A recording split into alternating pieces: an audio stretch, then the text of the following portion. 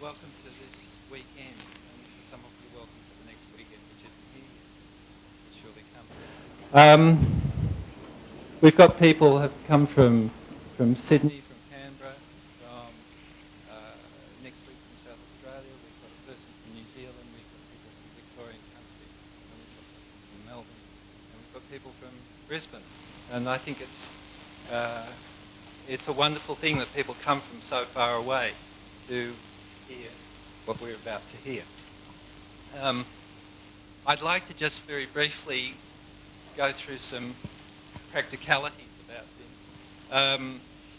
With regards to parking, I hadn't let you know, but there are meters in the street that I think are 2-hour meters. We'll be breaking at about 11:15, so if you want to rush out and get ahead of the parking cops, then it might be a good time to do it.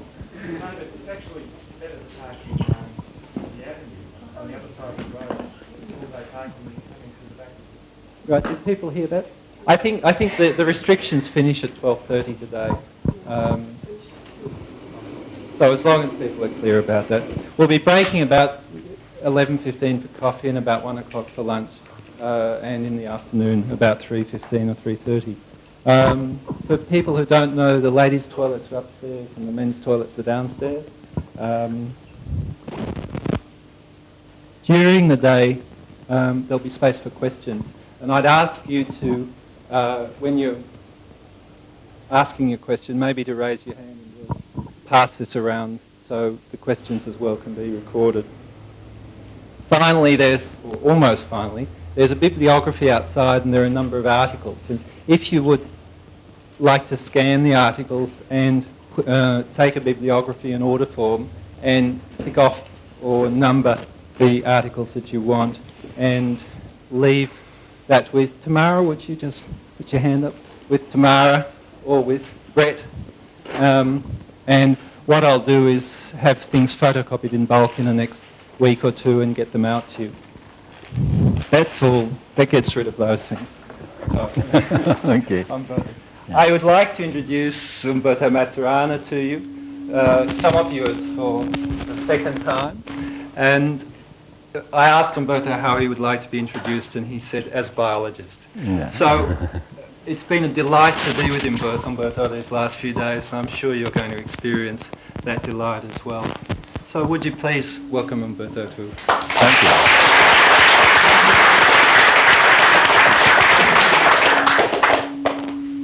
Thank you very much.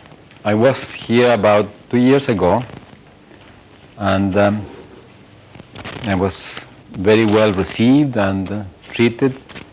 I'm so very happy to be back and surprised that you are still, some of you want to hear to me again. Those that have not heard me, maybe they are curious, but those that already heard me and still want to hear me again, this surprises me, and it's a pleasure. I'm grateful for that. Because what I want to say, or what I have to say, is not very special.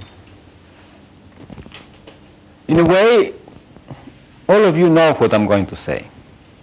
I'm not going to say new things,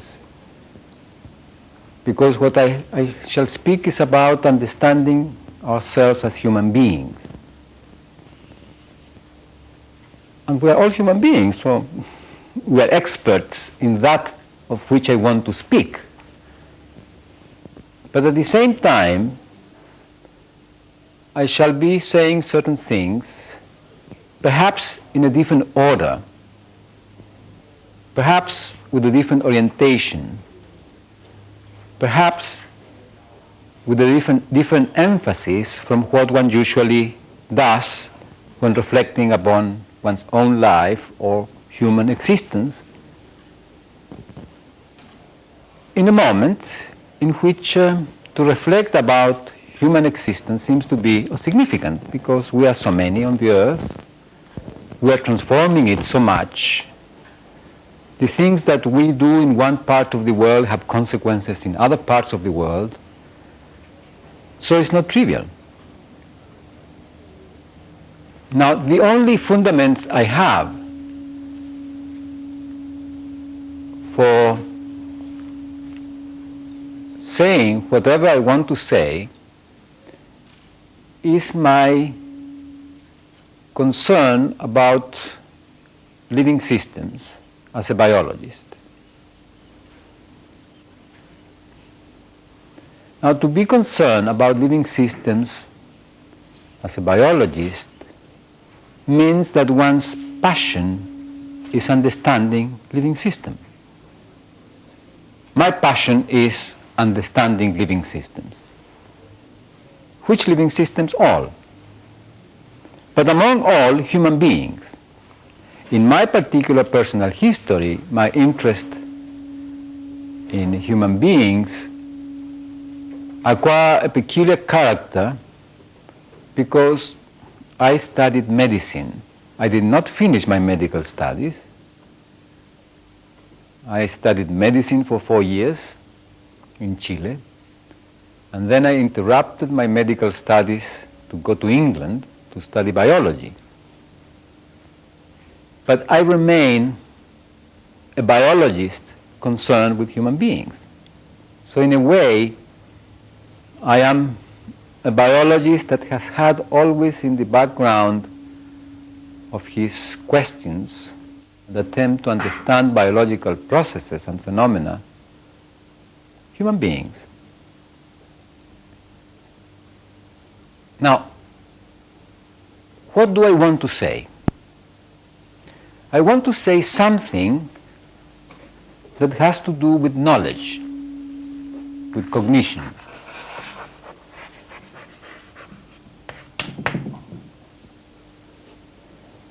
And eventually, something that has to do with culture.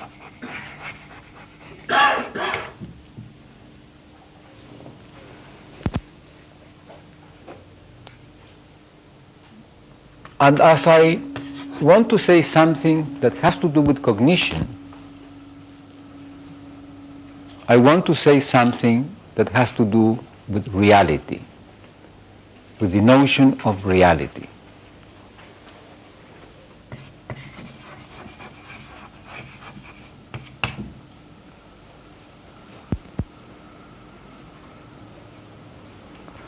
And why reality?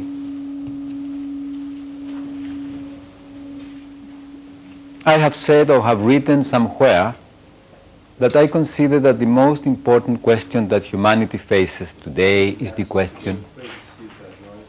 Please? That humming sound's coming from outside of here somewhere. Uh-huh. So please excuse it. Okay, thank you.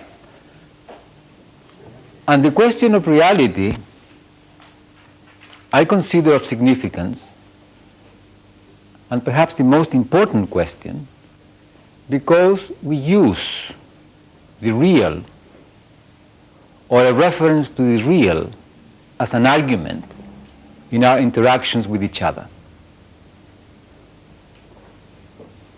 We bring forth the real to ask the other to do certain things. I say, well, this is the real thing. You must do this because this, how things really are. And then we use the real as a fantastic argument to force the other to do certain things. In fact, to force the other to do things that we want the other to do.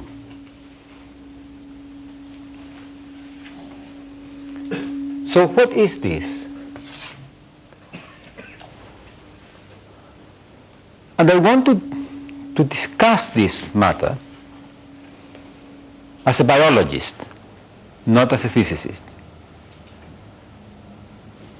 The question of reality, I think, is not a question of physics or philosophy.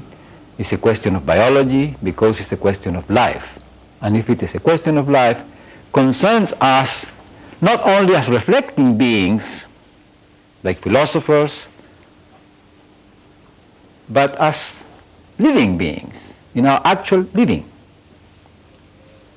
So I shall do this as a biologist. And I said at the beginning that to be a biologist is to be concerned with living systems. But at the same time, I am a scientist. And to be a scientist, I have an article somewhere which is called Science and Daily Life, the ontology of scientific explanations. Because to be a scientist is to do the things that we do in daily life in a special manner that has to do with explaining in a special way. We scientists are ordinary people that live under the passion of explaining and that like to explain in a special way, which is, by the way, the same way that we explain things in daily life. But we do as scientists something peculiar. We are careful in not confusing domains of talking, domains of reference in our explaining. In daily life we begin speaking about some things and then we turn to something else and then we float around, we move in many dimensions in our reflections. But if you are a scientist, you are careful of keeping a particular track. And this gives to science some of its qualities. So I'm a biologist, and as a biologist, as a scientist, and I want to handle the question of cognition in order that we can deal with the question of reality and we can understand culture, human life now, and human life now in terms of its history. How come that we are as we are now? So in order to do all this and to speak about cognition, I must say a few things about living systems.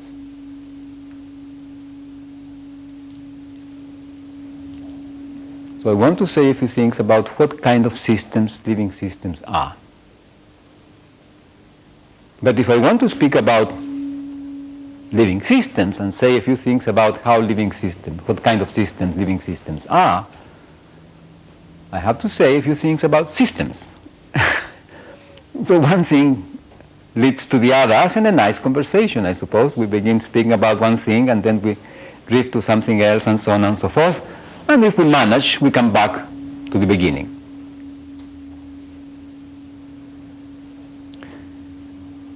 But to give some fundament to what I'm going to say about living systems, I want to tell you the circumstances under which I began my inquiry. And forgive me if I speak about myself in this process, but it turns out that what I'm speaking is about myself. Not in an egoistic manner. If I could show to you that whenever one speaks, whichever one of us speaks about oneself, would be nice. We reveal ourselves in whatever we do and whatever we say. So when I say I wish to say how I came to these questions, it's not a matter of putting myself forward, but for you to understand the processes through which these questions acquire relevance. I was from childhood interested in living things. I was one of those children that always saw the little insect moving around. There are those children that always see the little thing. The spider, they are the first one that see the spider or the bug or the fly or whatever it is. Those children, if go on with that attention, are biologists. They live their life concerned with these entities of which we are the same kind of us, living things. So I oriented myself in my studies to be a biologist. In Chile, to be a biologist in those days when I was a young person the best way was to study medicine, so I began studying medicine.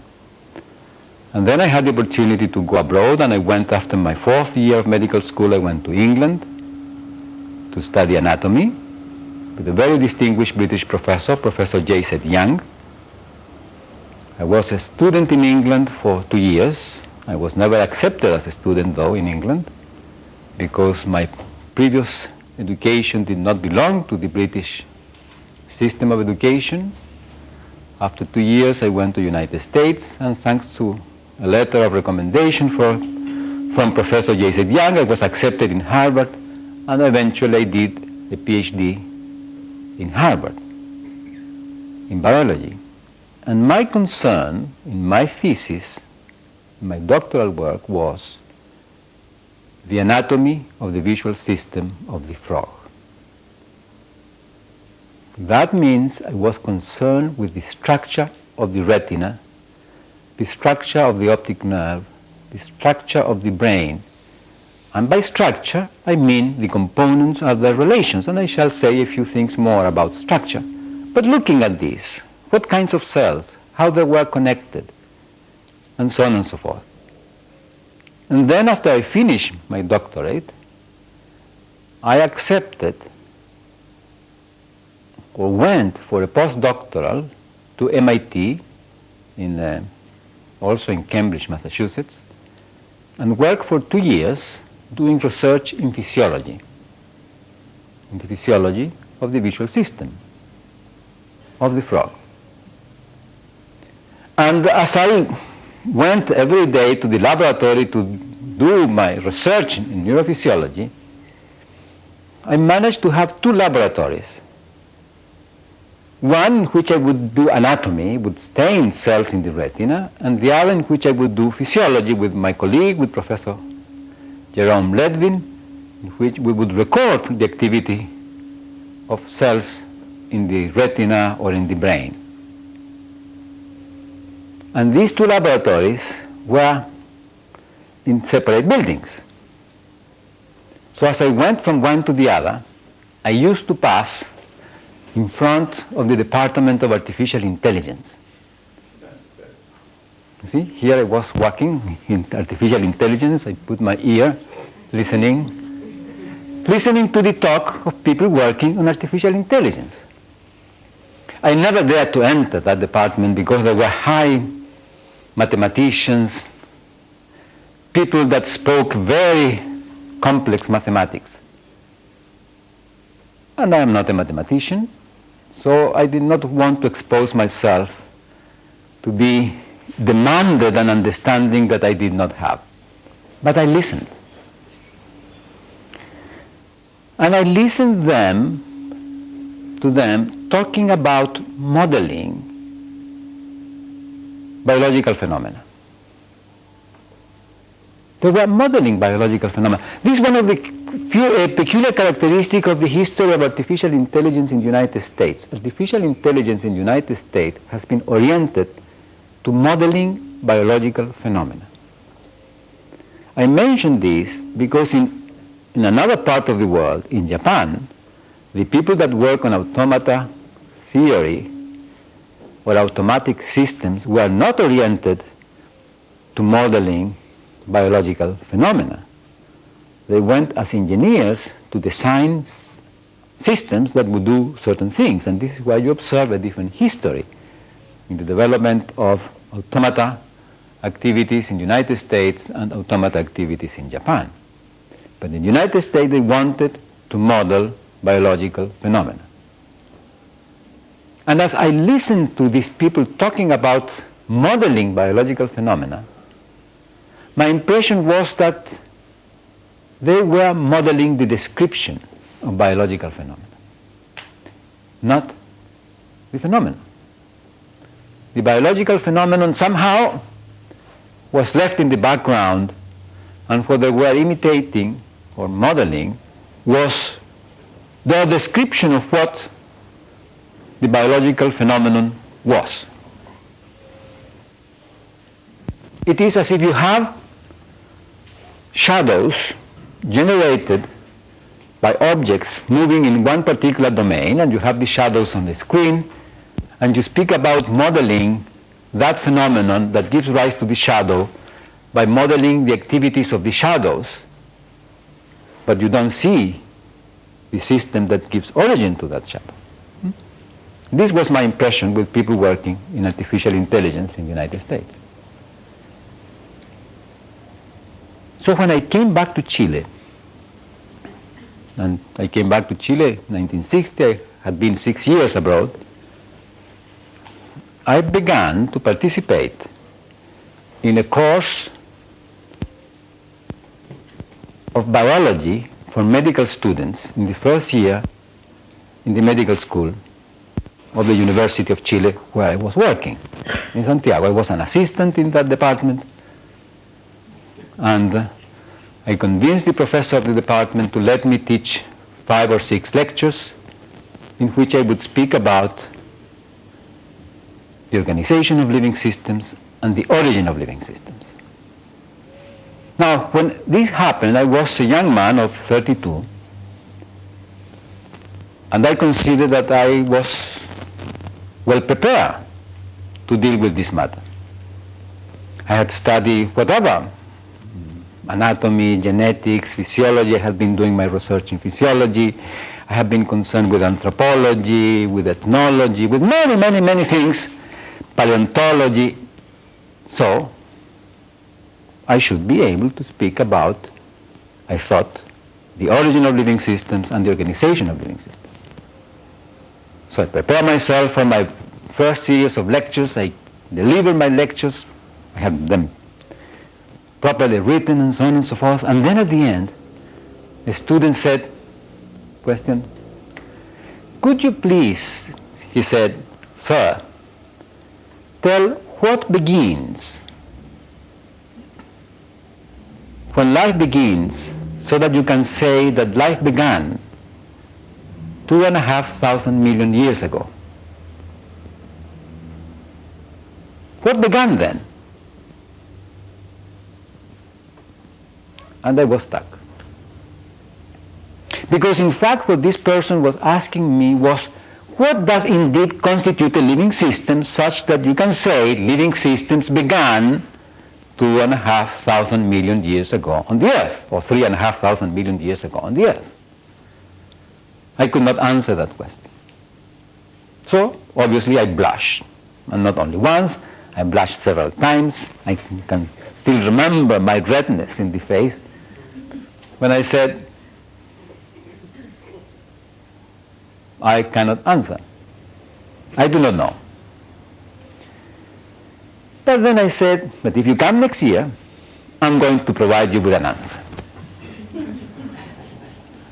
And this was nice because I had a whole year to prepare my answer. No, because I had 5 lectures together in 2 weeks or 3 weeks a year, so I had the whole year in front of me to provide an answer to this question. And I wanted to provide an answer. So I began to think, well, what can I say about a living system such that I can say something about its beginning?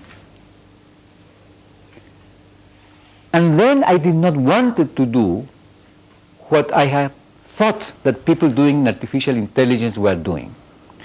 I did not want to confuse the phenomenon with its appearance.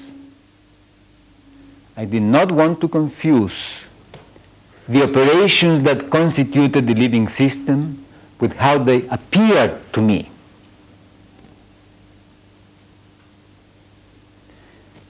I'm speaking of 1960, so it's 30 years ago. And in those days, biology, psychology, but particularly biology, was a domain of knowledge in which one usually spoke in functional terms. One would speak about the function of the nucleus of the cell, blah, blah, blah, blah, blah. The function of enzymes, blah, blah, blah, blah. One would attempt to say something about the nucleus by speaking about its function. One will attempt to say something about mitochondria by reference to the function in respiration. And by my reflection about what the people in artificial intelligence were doing, I realized that whenever you speak about the function of a system, you do not speak about the system, you speak about the relations of the system with something else. So what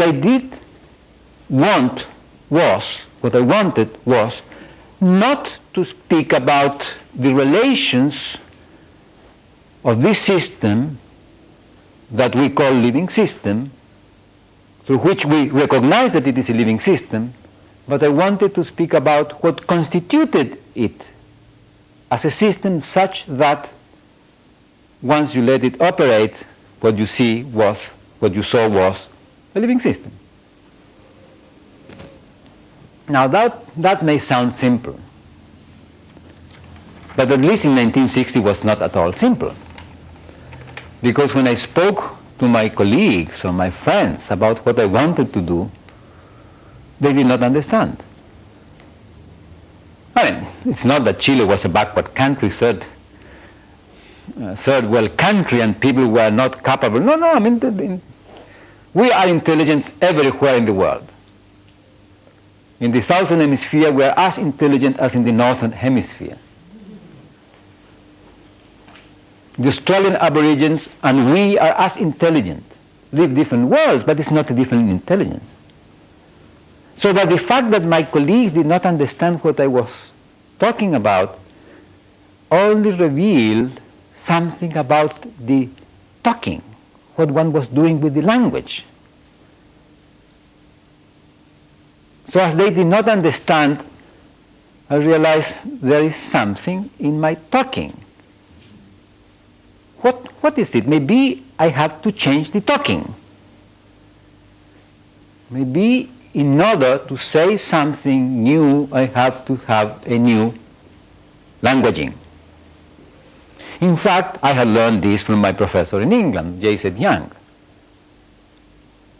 J.Z. Young had said to me frequently that whenever you wanted to say something new, you had to develop a new language.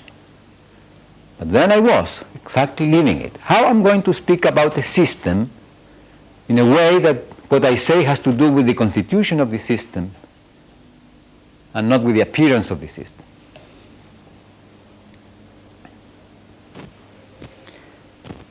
So in order to go in that direction, I began to think about what was peculiar of living systems. But what was peculiar of living systems in a manner that did not have to do with their appearance? What was peculiar to them, not in terms of functions. Because if you look, still nowadays, if you look to a textbook of biology for what a living system is, most likely you will find an answer in terms of an enumeration of characteristics or of functions. Maybe an enumeration of components. But whenever you have an enumeration, you never know when the list is complete. Because in order to know that the list is complete, you have to have another criterion to say, now the list is complete. Why? Because satisfy this, which is this other criterion. So an enumeration of the properties or functions that the living system can realize is not adequate. But this is what you would find generally in textbooks if you look for what a living system is. Or maybe the textbook will even say, oh, this is very difficult, maybe we shall never know, and things of the sort. At least this is what you would find generally in the 60s, when you looked for a definition or for a characterization of life. So I began to ask myself, what is peculiar to living systems?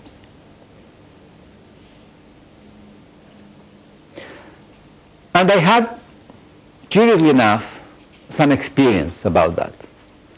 Now, and I mention this because this is valid for every one of us. Whatever one thinks now has to do with how one is now as a result of the life that one has lived. So my reflection about what was peculiar to living systems connected me to something else that had happened to me much earlier. When I was finishing the high school and entering the medical school, I was ill with tuberculosis, and I spent 2 years in bed, 1 year in a hospital, the other year in a sanatorium in the mountains. And there I read in secret, because I had to be resting doing nothing, one book which was called Evolution, a Modern Synthesis, written by Julian Huxley. This is a classic in biology, voluminous, very interesting book in which what Julian Huxley does is to represent the whole theory of evolution and the understanding of evolution in following Darwinian notions. But he has at the end a chapter on progress, dealing with the question of progress. Can one speak about progress in evolution?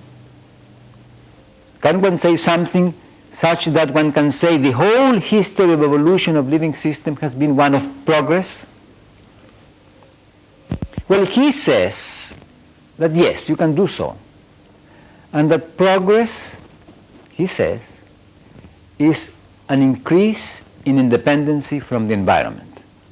I mean, this is Julian Huxley. And he claims in that book, the book was written in 1940-something, 43 or 44,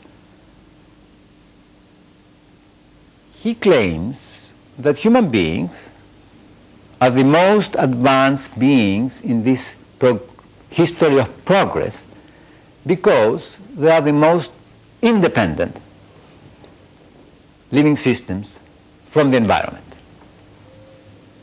And as I read this, and there was in bed, lying, doing nothing, hiding my reading of the book because it was forbidden to me to read, I thought that this was not the case. That it's true, human beings have something peculiar, and this was that they carry with them their environment, but they are not independent from it. If we want to go to the moon, we make a capsule which is our earthly environment encapsulated, and there we go, zoom in this capsule inside, or even within a special dress in which we encapsulate our environment. So it's not that we are more independent of it, we do something else. So I said, no, this is not the answer. But is this a legitimate question? Now, questions are very interesting. Questions are very interesting because they do two things. They open a possibility and they close possibilities. Whenever you make the question, how does progress take place, you immediately install progress as a particular domain. But you are assuming that progress is there as a phenomenon. And you have jumped the question or left out the possibility of asking, is the notion of progress at all applicable? Has any sense speaking about progress?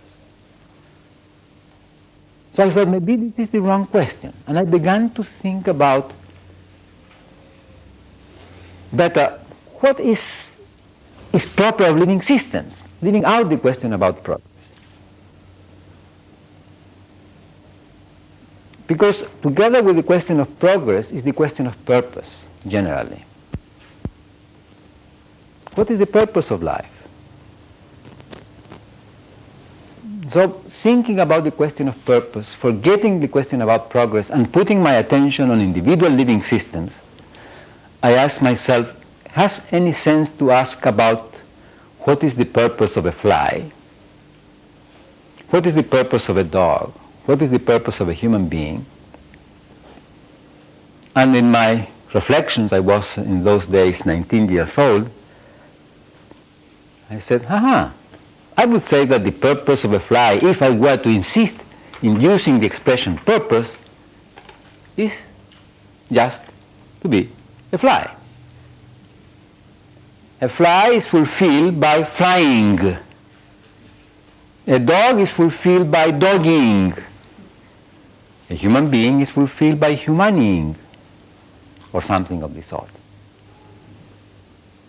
But that calls your attention on the individual. The individual realizes itself by realizing itself as an individual. Of course, one has questions about, which will have here to do with social systems,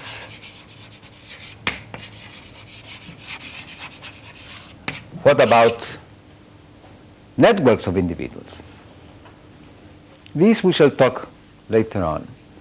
But if you pay attention on the individuals, then you realize something which is very peculiar of living systems.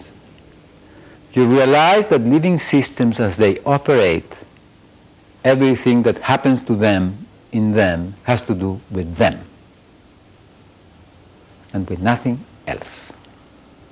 And this may sound tragic because we are social beings, but may also be an opportunity to understand what is to be a social being if we are beings such that everything that happens to us always has to do only with us.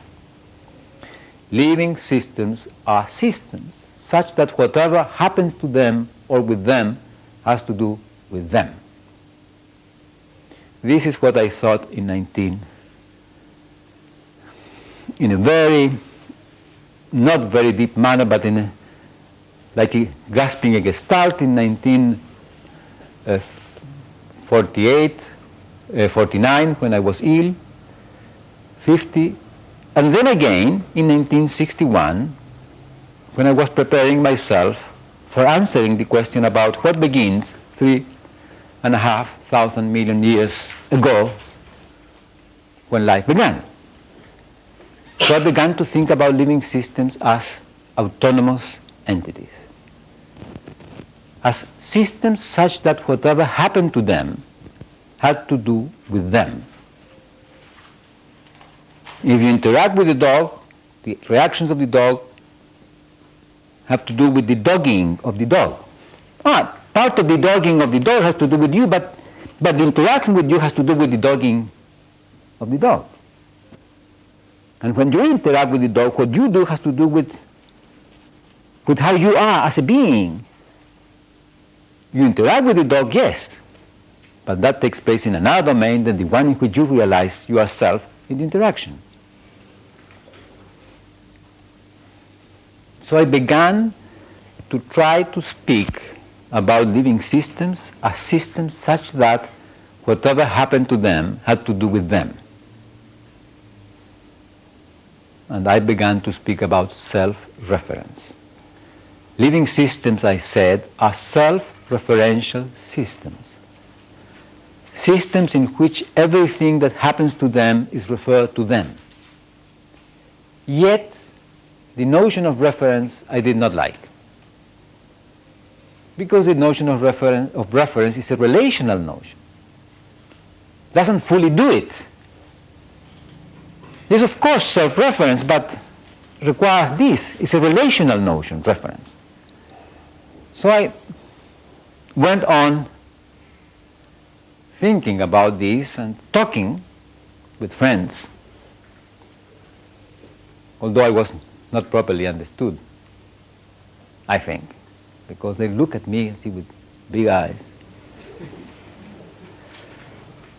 And so one day, so I tried. The first the 1961, I began speaking about self-referential systems, but still I was not satisfied, and so I went on in this matter. The fact is that in 1963, I was speaking with a friend who was a microbiologist.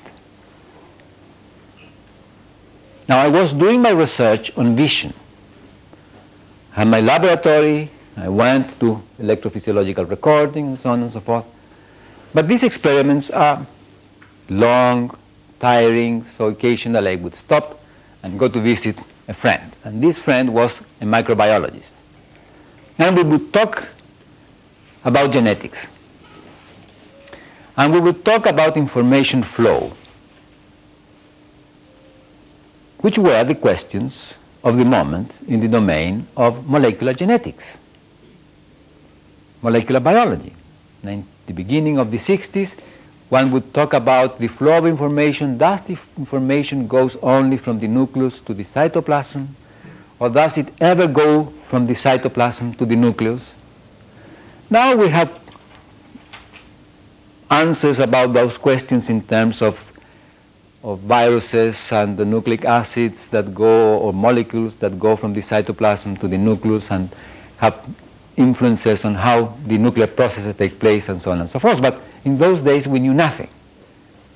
But we wanted to say something about that, and we invented experiments that we never did. What experiment one should do in order to see that or that. And one day I was telling my friend, look, the situation is the following. You have DNA, the oxyribonucleic acid, this molecule that you find in the nucleus of the cell, which participates in specifying the sequence of amino acids in the proteins. The protein is not synthesized in the nucleus, it's synthesized in the cytoplasm, if this is the cell. Here is the nucleus, here we have DNA. RNA comes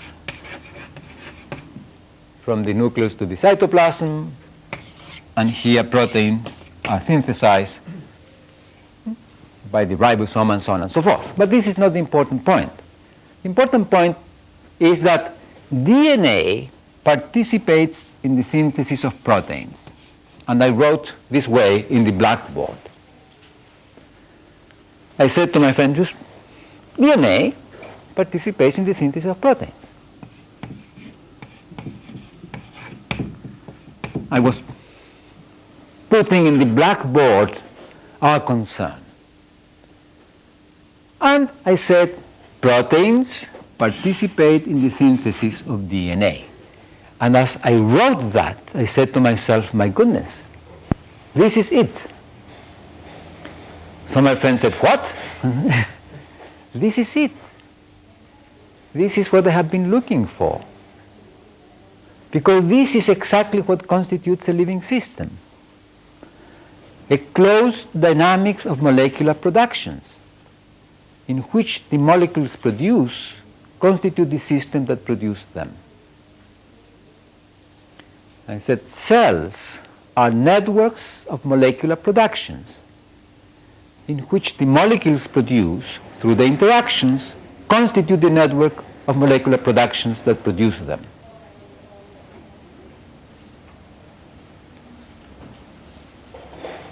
If you look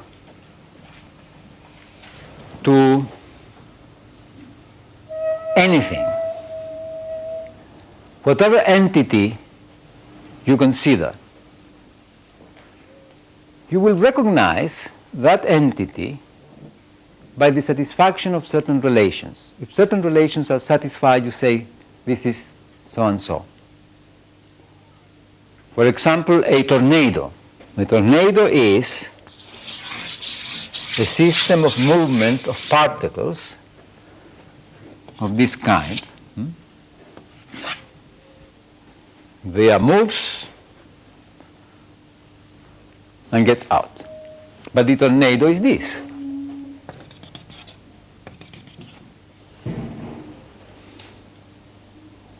If you go to a dusty place and suddenly you have this wind and and you see this column of dust moving around and then dissolves.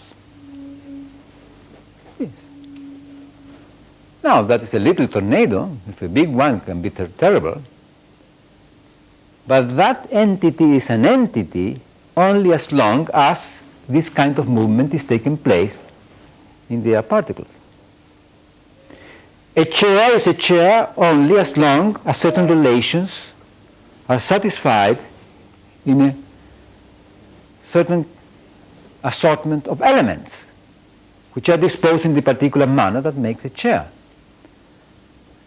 You can say to a carpenter, look, here I have some wood and some nails, please make me a chair. And this person puts with the nails the pieces of wood that you have given in a certain disposition, and if this disposition is completed, you have a chair.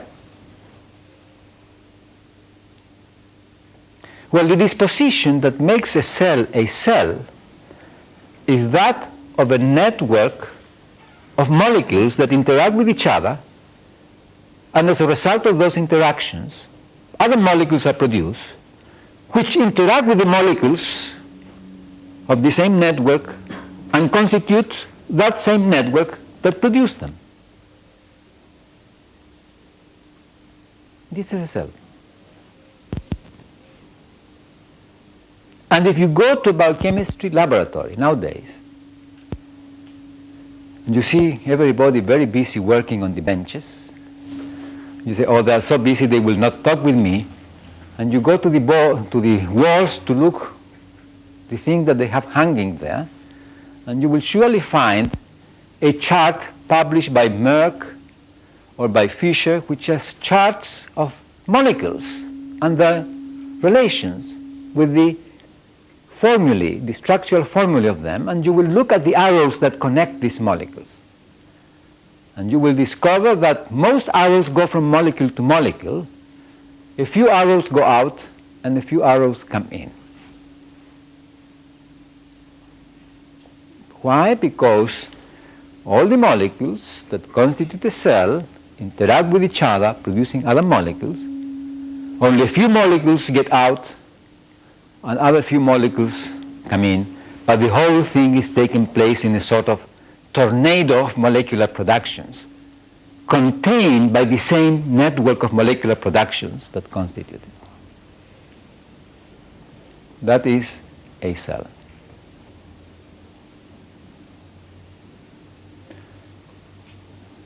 That is a living system. A living system, and the cell is the minimal living system, is a system defined as such, constituted as such, as a network of molecular productions, such that the molecules produced through their interactions constitute the network that produced them and specify its extension.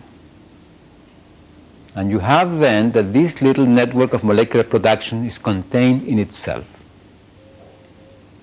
Some molecules come in, water, oxygen, carbon dioxide, maybe some amino acids, and some molecules go out, water, carbon dioxide, and some other molecules. But you have this little machinery going in molecular productions, in which all the molecules participate in the production of the molecules and specify the extension that this thing has. It's different from this because here it is the movement that defines the thing and the molecules go away, but it's almost similar. It's not the same because this is not a network of molecular production, this is a network of this is a flow of movement. But in the case of the cell, it's something like this. A network of molecular productions, some come in, some go out. As this is conserved, you have a cell. But a system of that kind is self-referential. Everything that happens to it has to do with itself. In which manner depends on which actual network of molecular productions you have.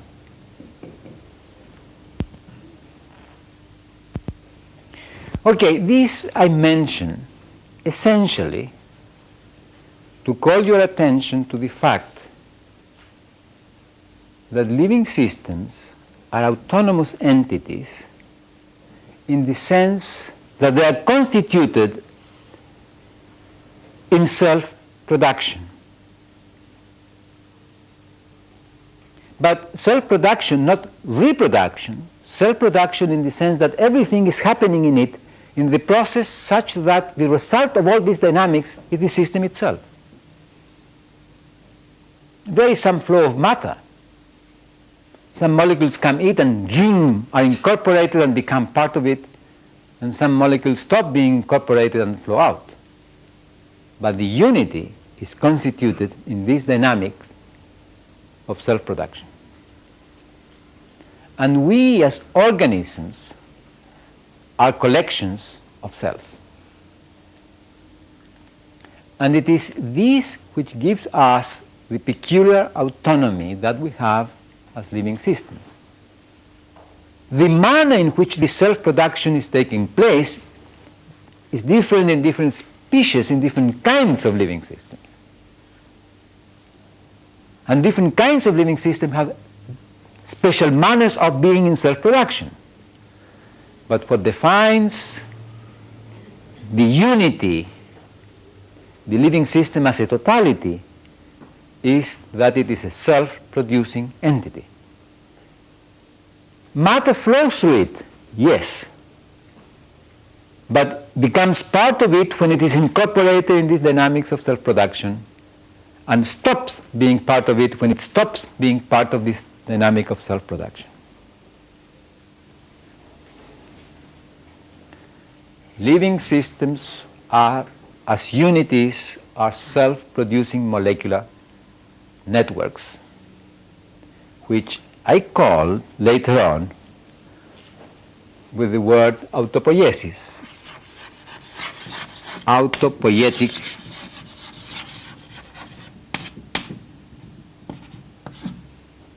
systems.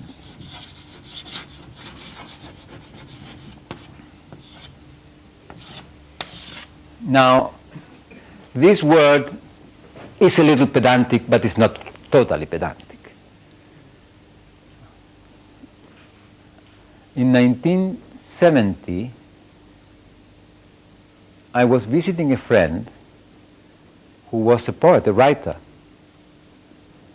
and he was telling me about the work that he had done about Don Quixote, the Spanish crazy knight. And he said to me, well, Don Quixote was there reading books of knighthood. And the moment came in which he was so identified with this that he faced a decision in his life. And the decision was whether he would become a writer of novels of knighthood or whether he would become a knight himself. And my friend said his dilemma was praxis or poiesis, producing or acting. And I said, aha! This is my word, poiesis. I need the word poiesis, production. The same root as poetry. As hematopoiesis, the process of production of the cells of the blood. Autopoiesis, self-production, in Greek. And I said, fantastic, this is very beautiful because it's a perfect etymology. Both roots are Greek roots, so fantastic. I mean, I could be pedantic about it. Not too much. Just a little bit. It's a good word. So this word, autopoiesis or autopoietic system, refer to the constitution of living systems, directly of cells, as systems that produce themselves continuously. That the constitution is being in self-production. If self-production stops, that means death. Death is interference, stopping of self-production for cells. And for us as organisms, it's a little bit different because we are a collection of self-producing systems. We are, I say, second-order autopoietic systems, but we die when this integration of self-producing entities, such that the self-producing entities can go on being in self-production, so that the whole organism in self-production is interfered with. So death is loss of autopoiesis. But if we are autopoietic systems, if we are systems that are defined as autonomous entities but being self-referential, if we are systems that are constituted as the kind of system that we are by being such that everything that happens to us is relevant to us only in relation to us, what is to be social? What is to know?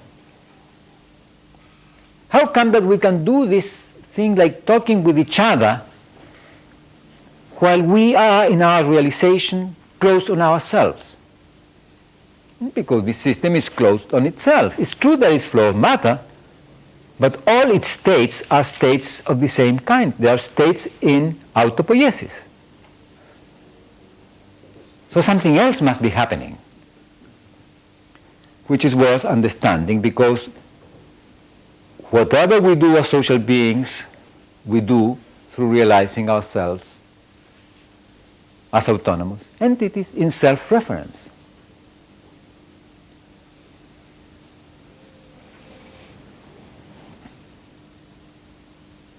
So this is why a reflection or a look into living systems is necessary, and to look at them sufficiently deep, in a sufficiently deep manner, as not to be trapped in a description of living systems in terms of functions, because that is misleading. And it's misleading because it obscures the constitution by emphasizing a relation. I'm not saying relations are not important. I'm saying let us look at each aspect of the living of these entities as it corresponds. Let us see them in their constitution, and let us see the consequences of their constitution. The relations take place as a consequence of their constitution under certain circumstances. But their constitution is that of autopoietic systems.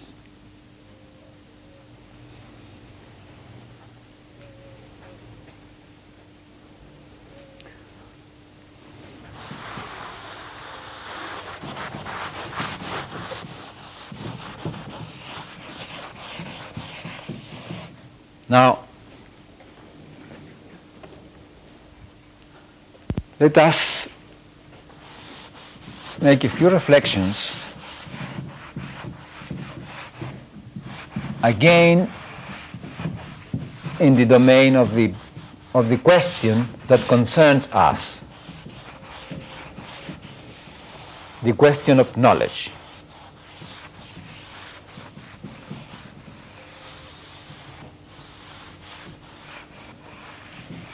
And as we reflect upon the question of knowledge,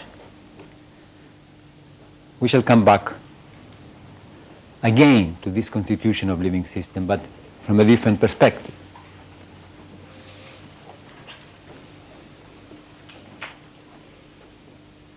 We ask questions. We find ourselves asking questions. Because if we ask ourselves, since when do you ask questions? And we look back in our history, it is as if we had always been asking questions. Yes, perhaps when I was a child, very early in my childhood, I did not ask questions, but I don't remember myself not asking questions. It's very difficult to remember oneself in the period of one's life in which one was not in this behaving in languaging and questioning. Yes, under certain operations of hypnosis, one can claim that one has memories of other moments, but as you bring forth these memories, you bring them forth in language too.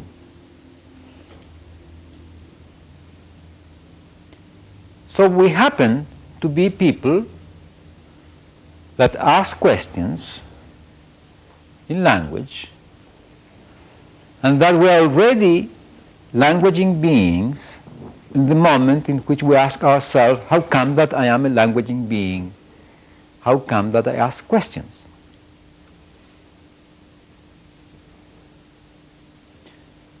I want to use this condition as a starting point for our reflections on knowledge. One always has to define the starting point. I could define as a starting point, there is a reality, and I want to know, how do I know reality? I mean, this could be a starting point.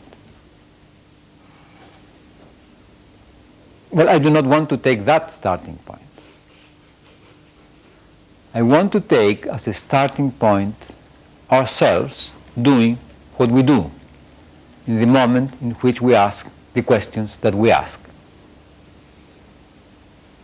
And this I indicate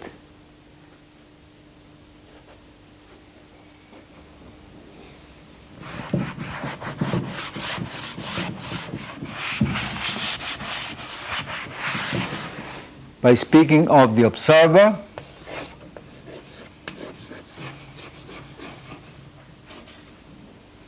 observing,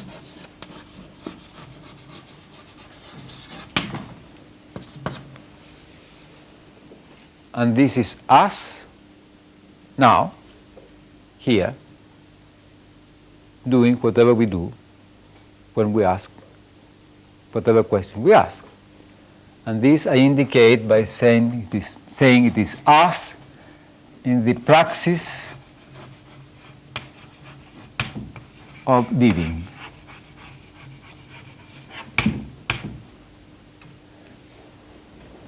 Now, why the practice of living? Because this is just the process of living. Here we are living. We have been talking about life. We have been making some reflections about life. But we are alive. We are in the living condition. And the word praxis is a very good word because it refers exactly to the doing. Praxis do not require justification. They are what they are. How come that if you do this you obtain that? That is a question that demands an explanation. But if you say if you do this you obtain that, that is justified in itself. If you do this and you obtain that, that is it. In the experience in which you are in that praxis. So we find ourselves living.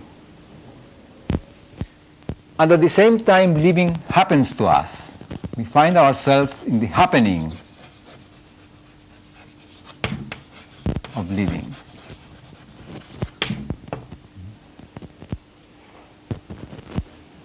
When we go to a happening, we come to this place full of music, lights, to happen whatever happens.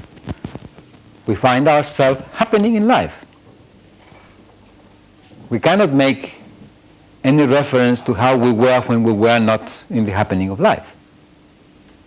We can make speculations, but the references, that is not easy. And we are here now in this, living. At the same time, I can say we are in experience. And by this I only mean that we are in the distincts that we distinguish in the happening of us. We are listening. experience of listening, in the experience of reflecting upon whatever is being said. We find ourselves desiring to say something, but we're waiting for an opportunity. We find ourselves tired. The experience of that which I distinguish as being tired, for example. But all that happens to us in language. Now, this is a tricky statement. It's tricky because we may not be talking. Now, language is not just talking. I shall define language later, but for the moment calling your attention that whenever you make any distinction of your experience or of your living, you make the distinction in the domain in which the distinction takes presence in language.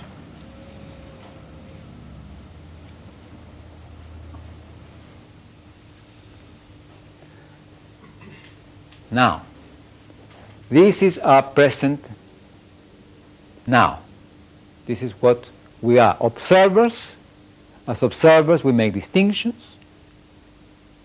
but as we make distinctions, we happen in the practice of living, in the happening of living, in experience, in language.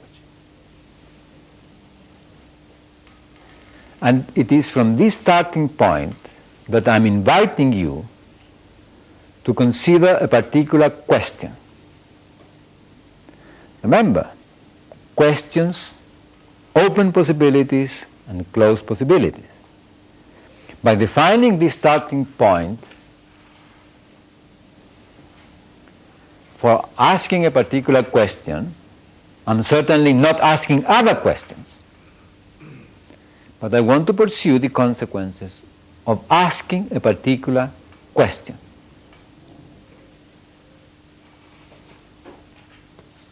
And the particular question that I want to ask and invite you to follow the consequences is, how come that we can do whatever we can do as observers?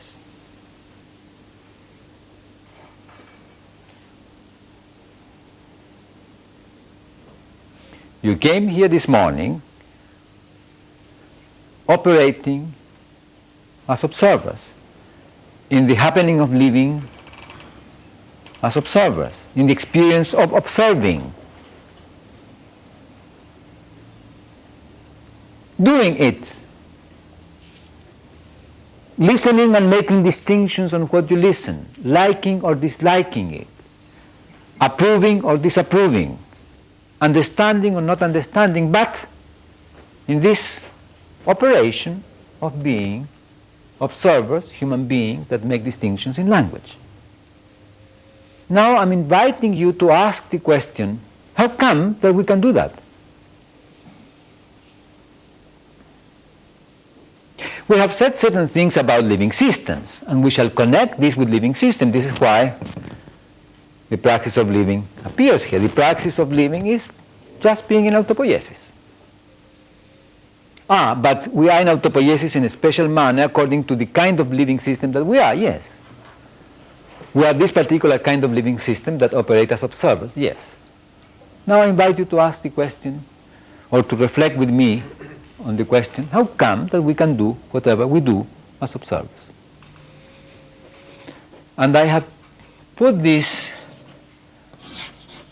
in this manner because I want to invite you to follow the consequences of accepting the question and of rejecting the question.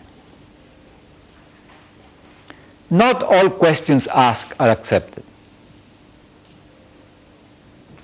Some questions are rejected by just saying, no, I don't want this question. Why do you ask nonsense? Don't ask nonsense.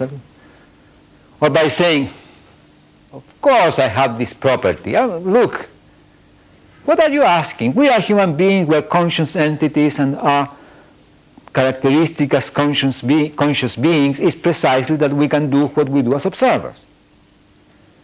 I say, if that is the answer, one is not accepting the question.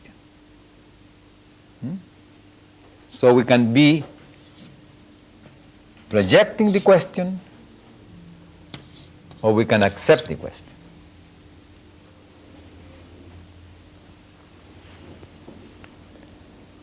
But when we accept the question, we commit ourselves to something very special. We commit ourselves to provide an answer.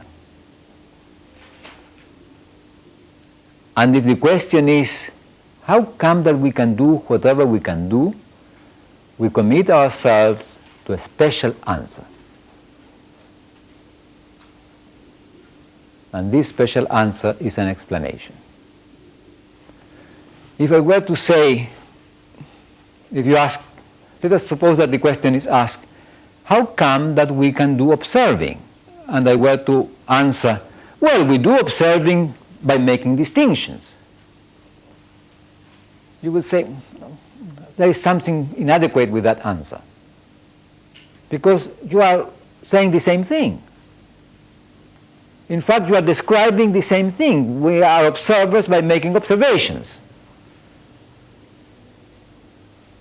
So that is not the kind of answer one wants when one asks, how come that we can do it?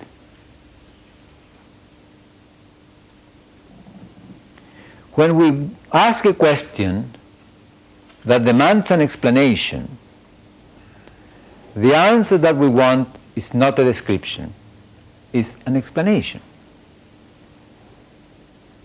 And the explanation is a peculiar thing.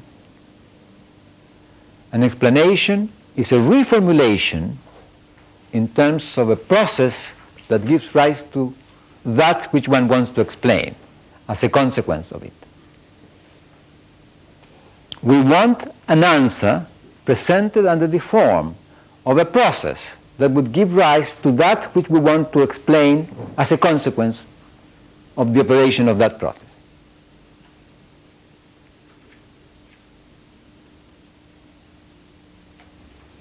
So, if we ask an explanatory question, we want as an answer an explanation. If we accept the question that demands an explanation, we commit ourselves to provide a reformulation in terms of a process such that as a result of its operation, you get that which you want to explain. So not accepting the question and accepting the question entail entirely different actions. By not accepting the question, you reassert that your abilities as an observer are endowments, are properties, are constitutive characteristics that require no further reflection upon it. How come that you can do it? Why? I can do it. I mean, and you also too, can't you? We are human beings. This is a characteristic of our consciousness.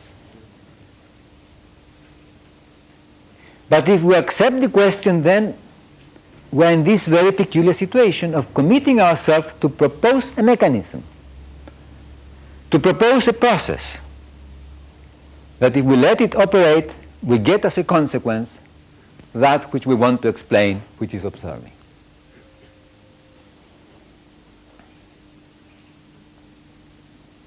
If, in front of the question about what is a living system, I go on describing the characteristic of living systems, and I say, living systems are systems that grow, that reproduce, that have metabolism, that have such and such kind of components, and so on and so forth, I'm not providing an explanation. To provide an explanation to the question, what is a living system, I have to propose to you a mechanism such that if you let it operate, what you get is a living system, which is what I have proposed when I said living systems are networks of molecular productions such that the molecules produce the network that produce them through the interactions and specify its extension. If you get that, if that happens, you look at it, you have all the characteristics of a living system. So accepting this question is a very serious matter. It's a commitment to provide a process that if you let it operate, what you get is observing. And I shall stop in a moment so that we can have some coffee, but notice something very interesting. It turns out then that an explanation is a proposition of a process that would give rise to that which one wants to explain, but which is accepted by a listener.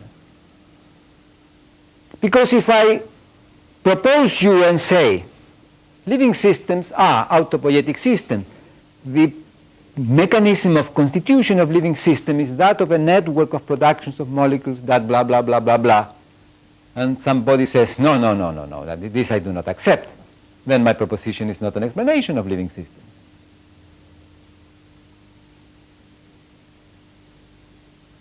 Interesting, isn't it?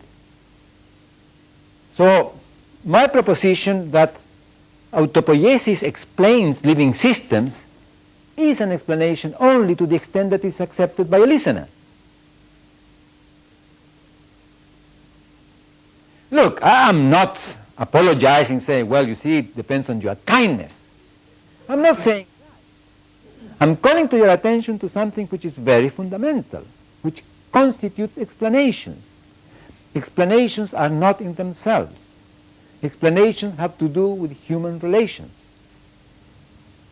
Explanations are reformulations in terms of processes that generate the experience to be explained, accepted by a listener. If you do not accept it, that is not an explanation.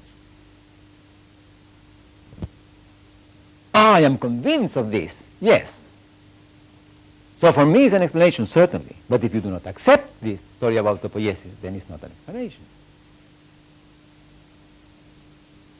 Oh, that you may find that my proposition is adequate, this is delightful. But you contribute to make it an explanation by accepting it.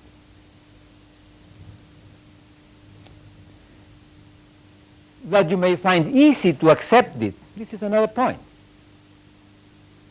Maybe it is very easy to accept my proposition.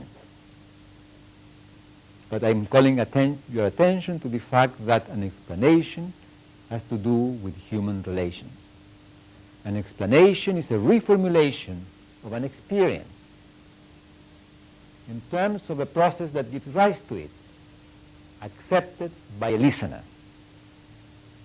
And that listener accepts that proposition according to a particular criterion that he or she has in his or her listening. Now, this is a very important point. I sometimes say that explanations are like the pacifiers that one gives to babies.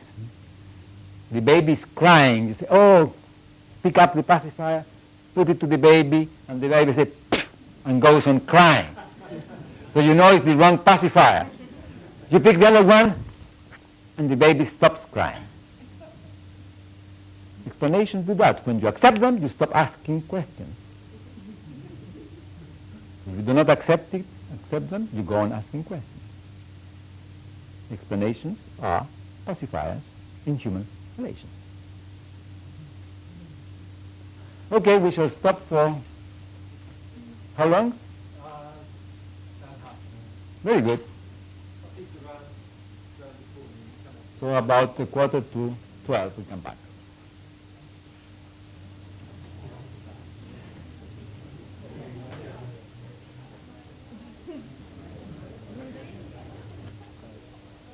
Sorry about the sound initially. But it's okay now. It's okay. Yeah.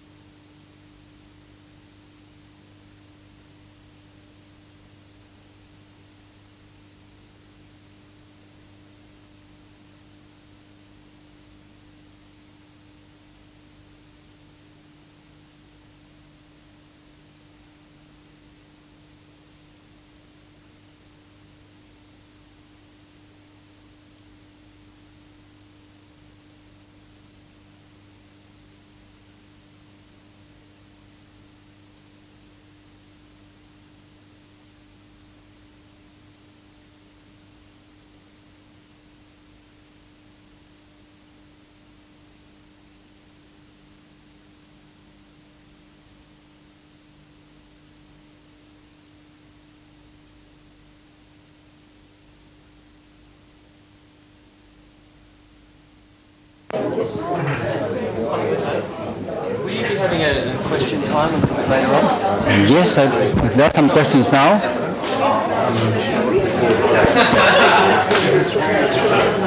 And also has done quite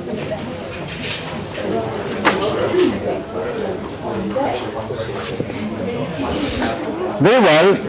Are there some... Thought that health would be the measure of how something is self-producing. So my question is how is that quality of the self-producing determined? You are asking a question in the domain of relations of living systems.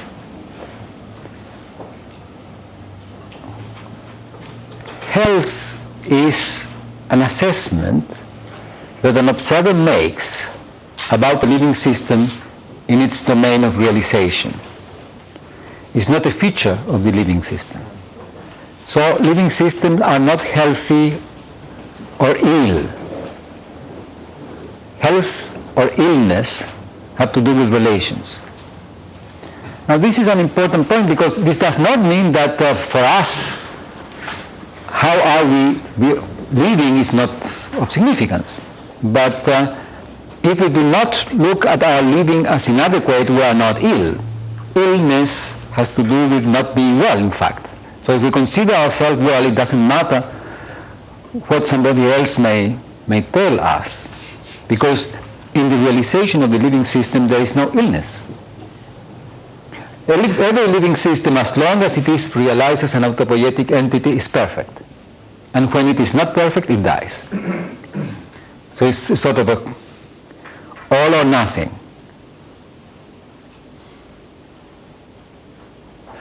Now, let me tell you a little story. And this story has to do with an uncle of mine. I have an uncle in Chile who is a very rich fellow. Maybe some of you already heard this story. He's a very rich fellow. It's still my uncle. And I am with my brother, my elder brother. We are the only inheritors. So when he dies, we shall be very, very, very rich. I shall be able to come to Australia by myself. I will not require your invitations to come. And he's very ill. He is in a very important and expensive hospital in Santiago. He has to be put in the artificial kidney 3 times a week. He has a pacemaker. He's under artificial respiration. He has to be fed by the blood and so on and so forth. So about 2 weeks ago, I went to the judge and said, Mr. Judge, my uncle is dying. I want to inheritance now. And he said, oh, but do you have the death certificate? I said, oh, no, I don't have the death certificate, but he cannot go out. If he goes out, he dies. He has to be in the hospital. And he said, but if you don't have the death certificate, he is alive. Yes, but he has to be in the hospital. Yes, but in the hospital he is alive, so he is in well circumstances. So I cannot give you the inheritance until you have the death certificate. But he's in very bad shape. But he's alive. So there I am. A living system is alive as long as it is alive. It doesn't matter that my opinion is that my uncle is kaput, is very bad, is going to die. As long as it doesn't die, it's alive. It follows to another question, of course. Part of that living system becomes a child, a sperm and an ovum. So in one sense the living system dies and it doesn't die. Is that right? No, because what you have is a new living system. It still has part of the old system. Yes, well, it depends. You see, it all depends on the definition of unity we are going to talk about later on. Yes. But this is an important question too. Yes. Okay. It's the unity. It's the unity. But living systems are alive as long as they are alive, and when they are not alive, they die. It doesn't matter that we think that they are not well.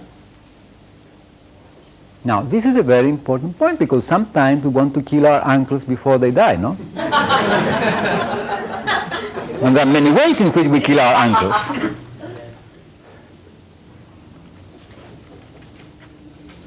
Following on here, so what's talked about the environment causing cancer in cells.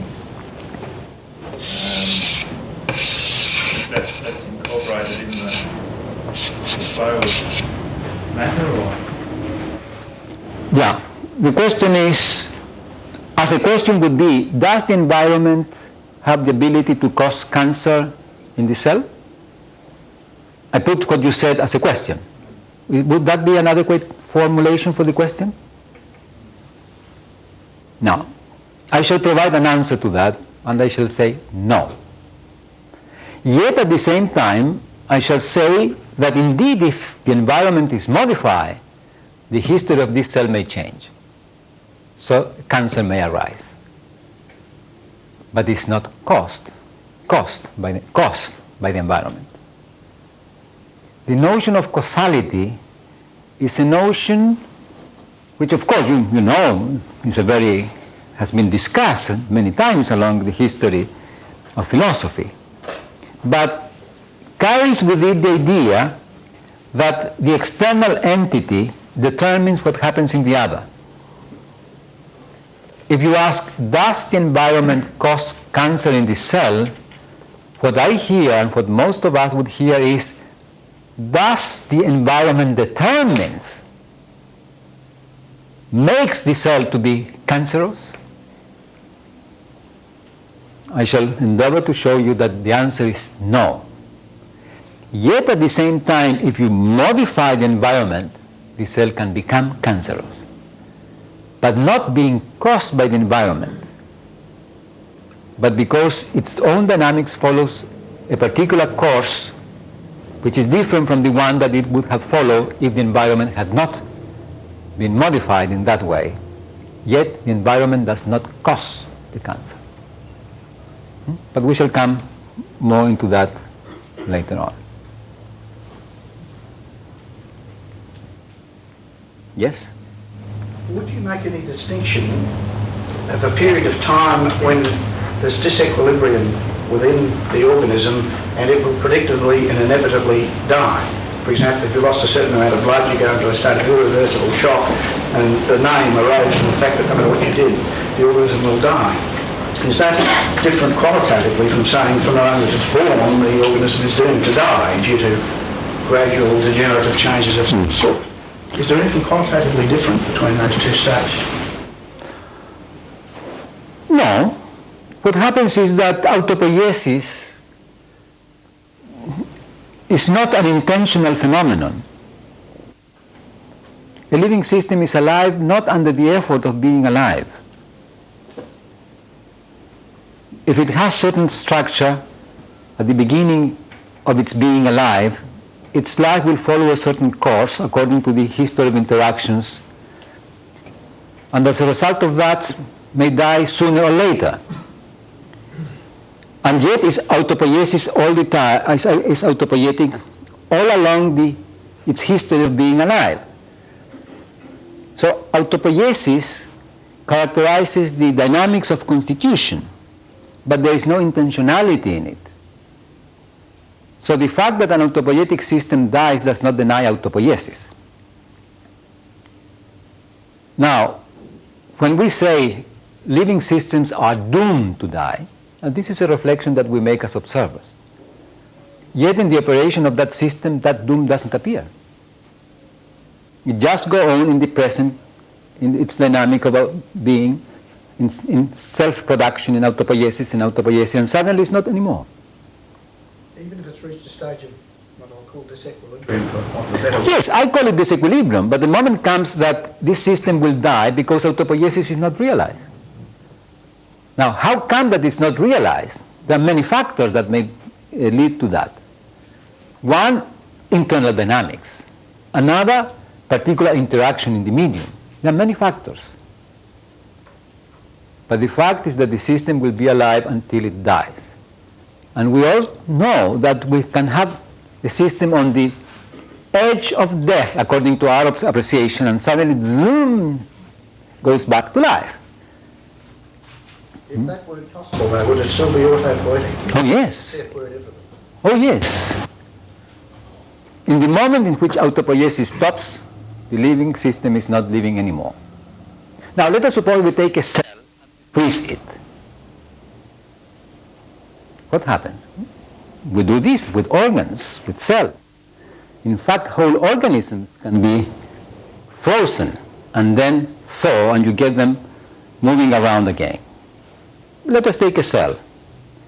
You pick up the cell, metabolism, it's a living cell, put it in liquid hydrogen, minus 180 something degrees, keep it there for 10 years, take it out, and again it's all alive.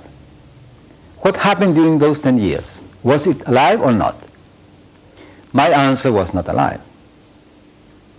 In the moment which you stop the dynamics of autopoiesis, the cell is not anymore a living system.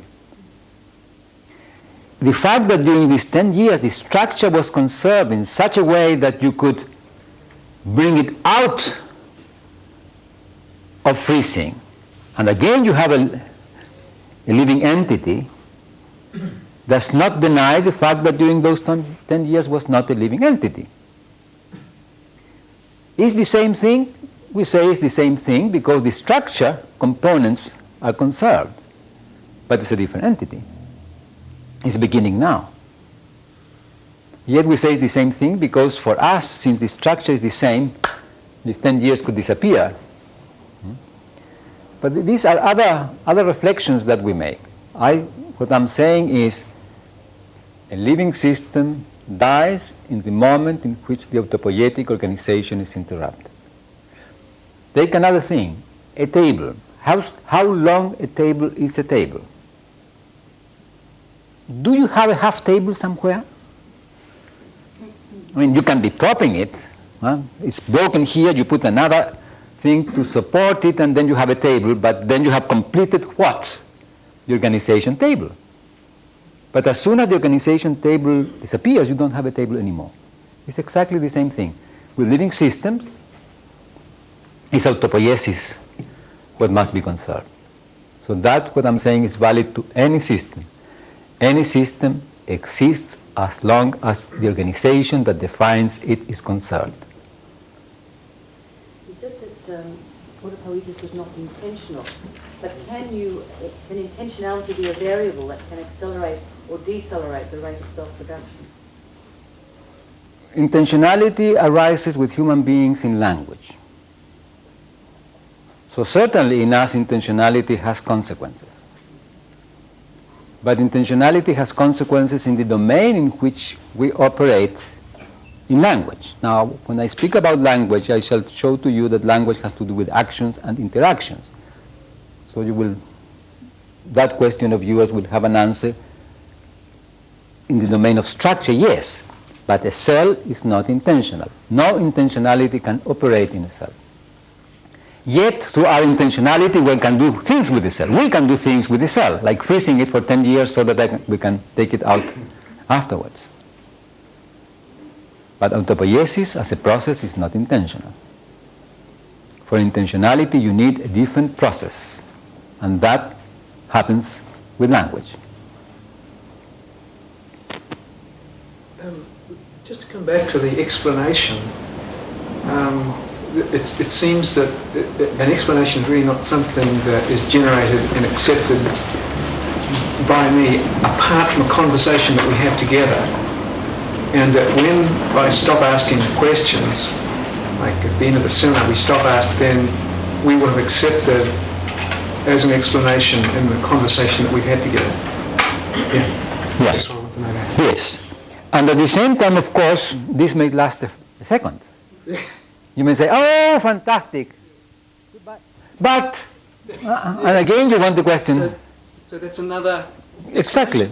Another moment. You ask it again, you say, I don't accept that anymore. I accepted it for 5 seconds, I do not accept anymore, so that is not an explanation. Please provide another proposition that could satisfy me. Thanks. Okay, let's come to this then. Explain. What do we explain? I say that what we explain is always experience. We speak as if we were explaining phenomena, but the word phenomena comes from the Greek phainos, which has to do with seeing, with appearance. What we see, that is a phenomenon, is what we see. Yes, a phenomenon then is experience. What we explain is experience. We speak in our culture as if that which we explain, or that which is a source of our question, as if phenomena existed by themselves independently from us. I say that this is not the case. And I shall show this in the process. The moment I say that this is not the case, I say that what we explain is experience. Scientific explanations explain experiences of the scientists. Now, I am a scientist. By saying this, I'm not devaluating science. I'm making a statement about what we scientists do.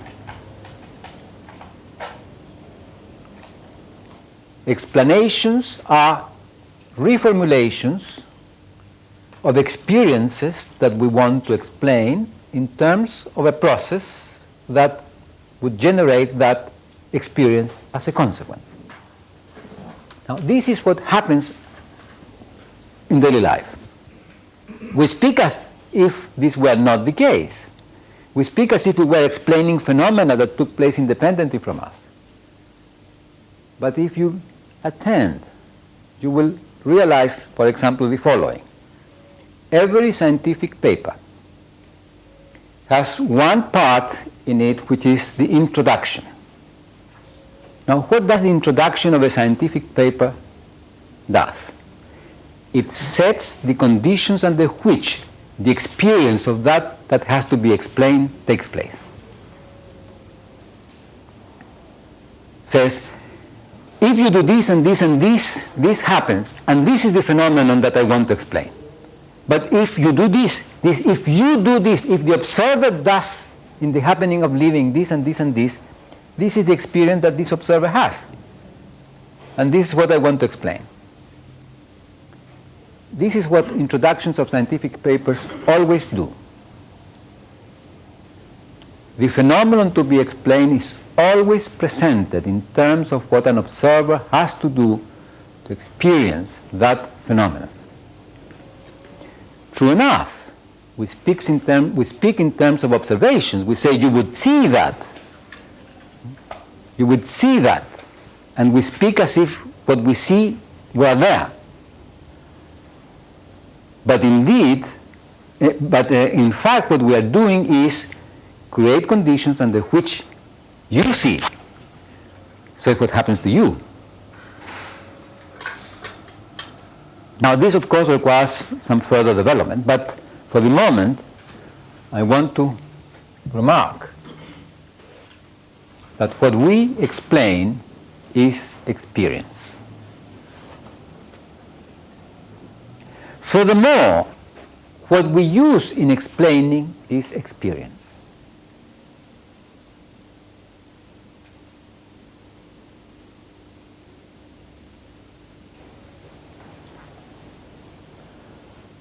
Whenever there is something, for example, you say,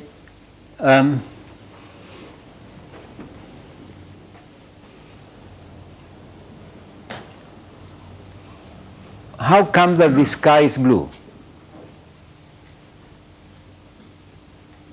You want an answer in terms of an explanation, so in terms of a mechanism, a process that would result in that the sky is seen blue in the morning. So you would propose a mechanism, a process. You would say, God every morning gets up very early before you, goes with a bucket with paint and a big brush and paints it blue. You are proposing a mechanism, a process. If indeed gets up early enough and goes with a bucket of paint and has a big brush and paints it, the result is that you see blue. But notice the elements that you are using for this explanation. Paint, brush, the movement, and so on and so forth. Those are elements of experience. God is a notion in a culture, in the domain of conversations. So that is a proposition which uses experiential elements to generate a process that will give us a result, another experience. Or you could say, no, the explanation of the blueness of the sky is a peculiar phenomenon that takes place when the light of the sun comes and is dispersed by the particles of the air, and there is a differential dispersion according to the wavelength. So the smaller particles disperse the shorter wavelength, the larger particles disperse the longer wavelengths. But if you have an atmosphere that has very small particles, that will only disperse short wavelengths, and you will look there and you will receive light that instead of going beyond was dispersed reaches your eye, while the long wavelengths go beyond and you do not see them. Well, that's have to do with experience, of course, because you propose that by making reference to other situations in experience that you use to describe that. You can say, look, it's the same phenomenon as when you take a test tube and put milk. If you put milk in the test tube and have a lamp and look it through, you see it brownish yellow. You look through the side and you see it bluish. You have a dispersion of the light, a differential dispersion through the particles that are suspended in the milk, and you use this experience to explain this other experience, which is the blueness of the sky. Or you can invent another more complex one with a spectroscope, but it turned out that wavelengths, dispersion, and so on and so forth are features of experience. So we use experience to explain experience. But this is not always apparent. Depends on whether we accept or do not accept the question about the observer, how we go in our listening for our explaining. If we do not accept the question, we take the abilities of the observer as given, as properties of the observer, intrinsic properties that require no further reflection.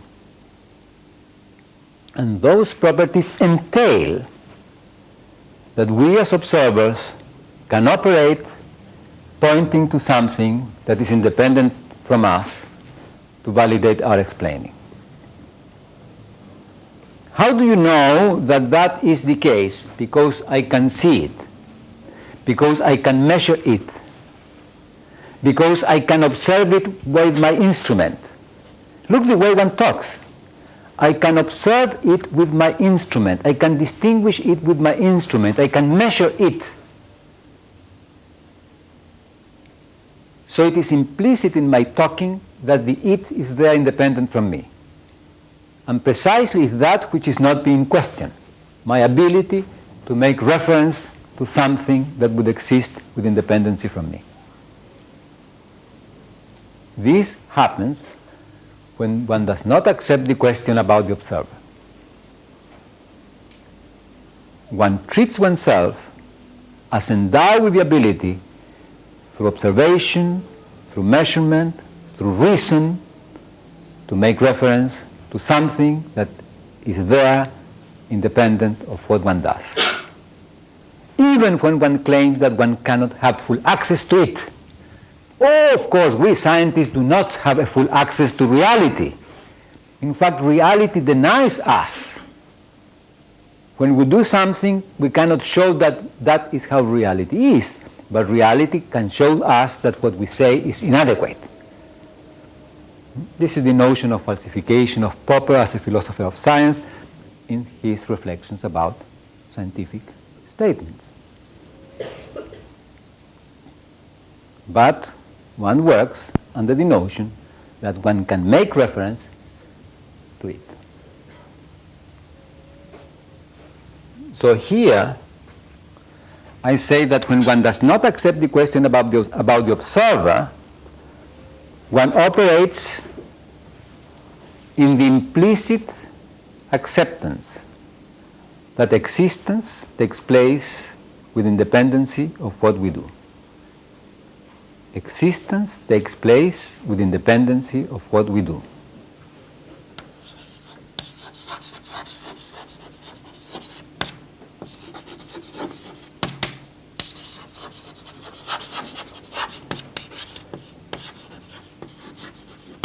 Existence independent of the observer.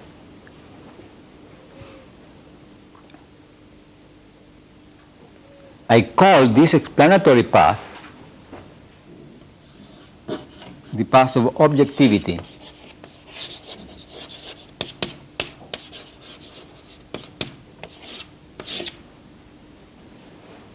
By this I mean, when I do not accept the question about how come that I can make the statement that I can make, I operate in my listening for explanations in the implicit supposition that my explanations are validated through reference to something that is objective because it exists with independency from what I do.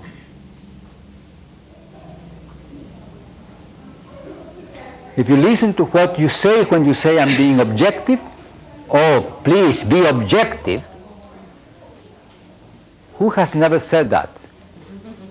We all have said this in one moment or another because it belongs to our culture. What we are saying is that which I'm saying is valid in itself, not because I say it. And you should be able to see it. Please be objective. We're operating with the implicit supposition that there is something independent from us which we use to validate our statements. Oh, you are not objective. You don't see reality as it is. Objectivity, reality, gives universal validity to what we say. When we say I'm objective, we are also saying my statement is universally valid because it makes reference to that exists independently of what I do.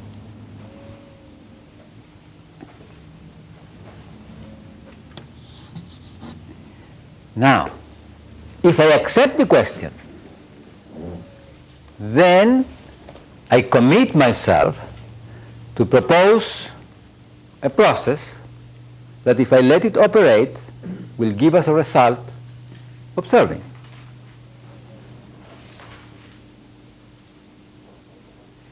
How come that we can do what we can do?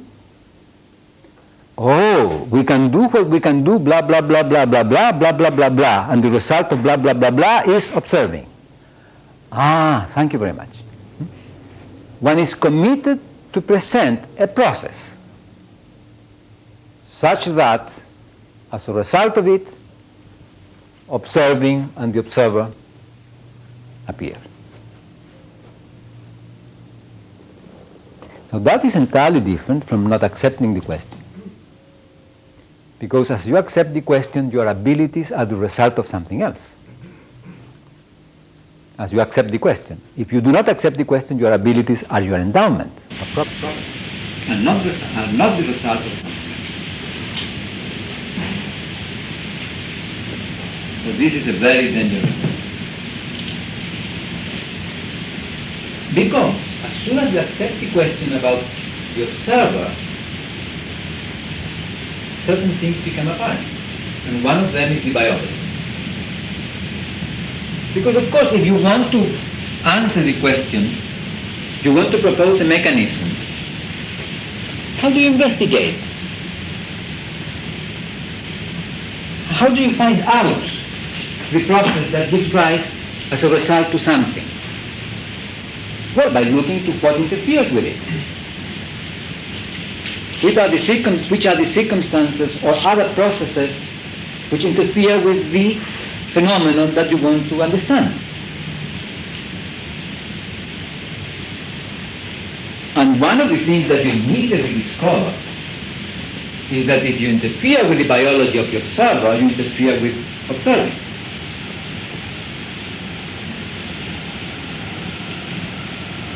How does one interfere with the biology of the observer? Many things. Injury, disease, interactions of another kind so that the fellow becomes crazy. Many ways. But all those ways modify the happening of living of the observer. So in the long run, or better in the short run, the commitment is to provide a mechanism in the biological dynamics that will give, as a result of its operation, observation.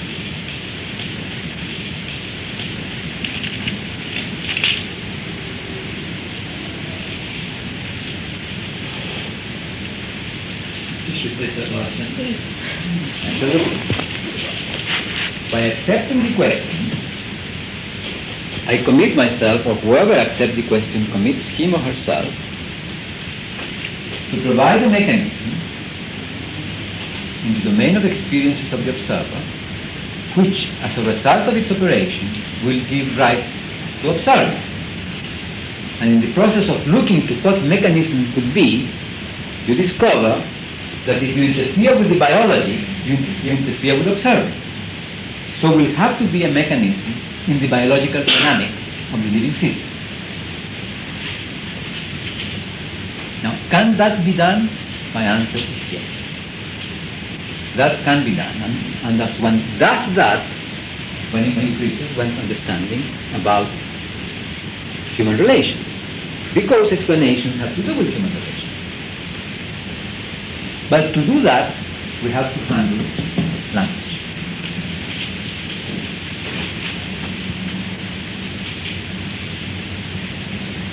This other explanatory path I call the path of objectivity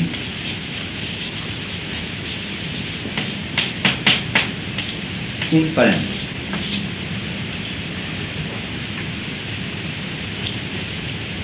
I call it the path of objectivity in parentheses. First of all, because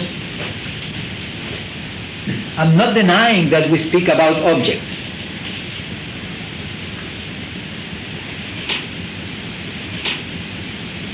What I'm calling attention to by putting objectivity in parentheses is that I'm aware that I cannot pretend that I can claim that an object independent from me validates what I say.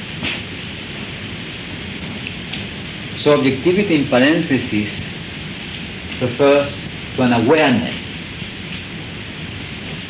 to being aware that I have no way of referring to an independent reality. And how come that I'm aware of that? I am aware of that because I have reflected upon the biology. And what has the biology shown to me? I shall tell you immediately what the biology shows to me.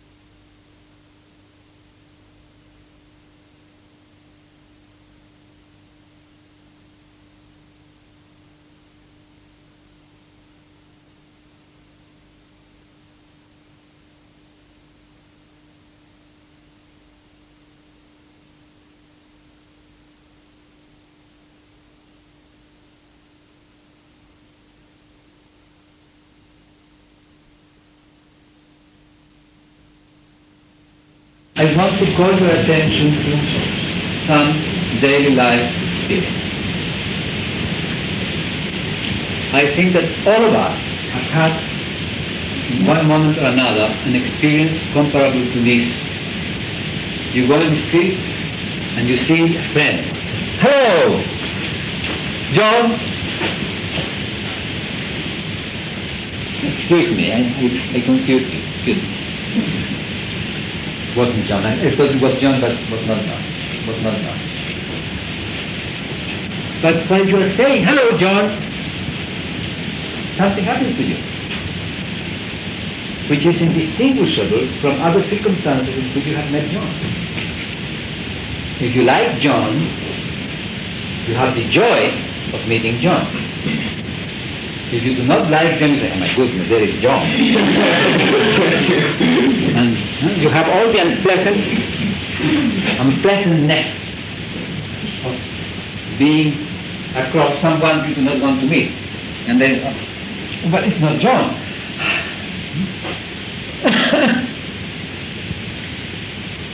And one says, I had an illusion today. I had a wonderful illusion. I thought that I was meeting John, but it was not John. What is of John? It's a long time I have not. What is of John? It's a long time I have not seen him. But one says, I had an illusion. Now, how do you know that was an illusion? How do you know that was not John? Oh, you see, because I was passing and approaching him, I realized that he did not have this particular scar in the face that John has. So, the not seeing a particular mark in the face of this person led you to make the distinction, it's not John. So, a second experience devaluates the first experience. The first experience is meeting John. The second experience is seeing the face of this person and finding certain characteristics or not finding certain characteristics in it. And through the second experience, the first experience is devaluated as an illusion.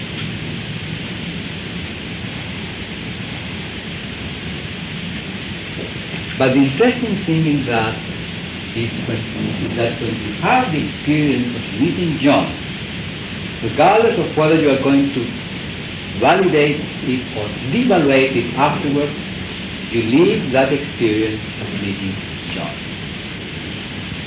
Because in the experience, you cannot distinguish what you will afterwards validate as an illusion, devaluate as an illusion, or validate as a perception.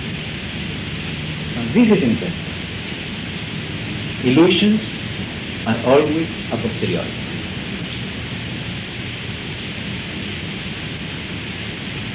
Mistakes are always a posteriori.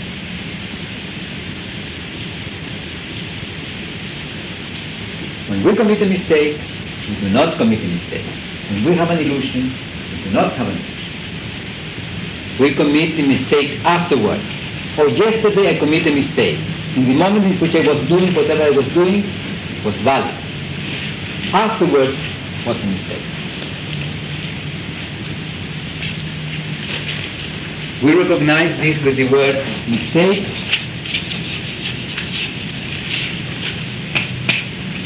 and lie. In the mistake, whenever you say, excuse me, I committed a mistake, I said that, but it was a mistake, what you are saying is, in the moment in which I said what I said, I lived that moment as if what I said was valid. It was valid. And the other person accepts this and says, okay, I understand, forget it. Doesn't matter, it was a mistake. But if the other person tells you, no, it was no mistake, you are lying, and you were lying then, the other person is telling you in the moment in which you said what you said, you knew that what you said could not be sustained, but you insisted. So that is the difference between a mistake and a lie. A mistake is a posteriori. The lie takes place in the moment. But how come that we commit mistakes? How come that we have illusions? in the experience that we devaluate as an illusion or devaluate as a mistake, we cannot distinguish what we shall afterward distinguish as an illusion, not a perception. We cannot do that. Living systems cannot distinguish in the experience what we usually distinguish in social life as perception and illusion. In Santiago 3 years ago, this big copper mining enterprise in a particular industrial fair made a beautiful show. And this consisted in that you came into this room and got into a lift. This was the entrance to a mine. You go into the lift, press the button, and the lift began to descend 100 meters. Then you came out, and you were exactly in the same place where you had been when you entered.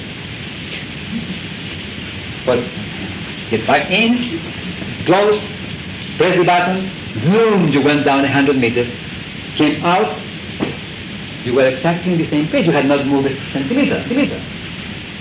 So it had been an illusion. But to claim that that was an illusion, you have to come out. So it was an illusion a posteriori. In the moment, it was so beautifully done, the experience was going down in the lift 100 meters inside the mine.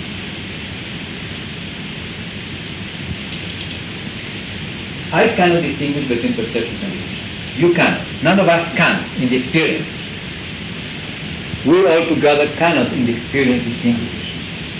And it is because of this that we cannot make any statement about an objective reality independent from what we do. This is the biological fundament for that. And if we cannot make any statement about something independent from us, then we cannot use any reference to something independent from us to validate what we say, unless we put it there. We can say, let us put here this wet cloth. As we put it there, then we can interact with that which is there. But we have put it there. We have created the conditions under which this takes place independent from us. But if we have not created those conditions, we cannot make reference to something that would take place with independence from us. There is no way. So this parenthesis refers to that awareness. Now, this is fundamental in human relations. This analysis that I'm making here, from one perspective, is an epistemological analysis. It's an analysis about the conditions of validations of our statements. But as we look into it, we discover that this which begins as an epistemological analysis tends to be an analysis about human relations. And this is an analysis about human relations because explanations have to do with particular kinds of relations between persons. Cognitive statements have to do with particular kinds of relations between persons.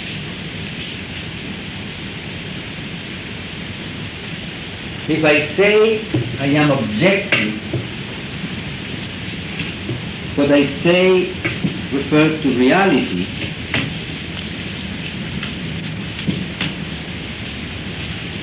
Those statements have to do with human relations. Those statements have to do with human relations. In this explanatory part, I say a cognitive statement is a demand for obedience.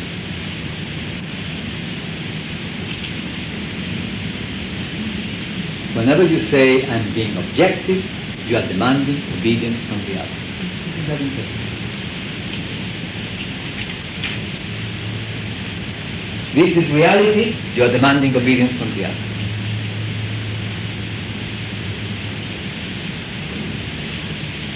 So, demanding obedience. Very peculiar thing for Buddhism. Here, as I'm aware that I cannot make reference to something independent from me to validate my explaining, I realize that my explaining is validated in a different manner. How are my explanations validated when I'm aware that I cannot make reference to something independent from me? First of all, existence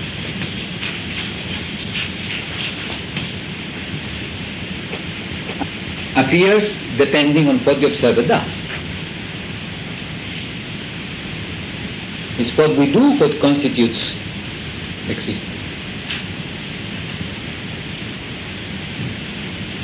Suppose that somebody says, let us go to such and such a room. It's a more comfortable room for the lecture.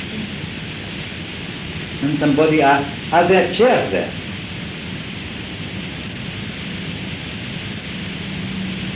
Please go and see if there are chairs. Chairs? What are chairs? I do not know what chairs are. Oh, chairs are those objects that have such and such shape so that you can sit on them. Oh, okay, I'm going and see. What have you given to this person by saying, chairs are those objects that have such and such a shape which allow you to sit upon? You have provided them with an operation of distinction. You have provided him with an operation of distinction. This person goes to the other room, applies this operation of distinction, and distinguishes or does not distinguish chairs. If it applies, distinguish chairs. And if it applies a certain number of times, can count the number of chairs. Because chairs are constituted or appear or arise or are brought forth in the application of the operation of distinction, chair. If you cannot apply the operation of distinction, you come back and say there are no chairs.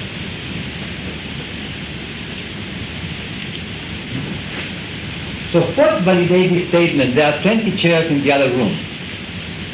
The application of the operation of distinction, chair. Certain time, which is defined by certain operation as well, with a certain criterion of satisfaction. So what validates here an explanation or a statement is the satisfaction of certain conditions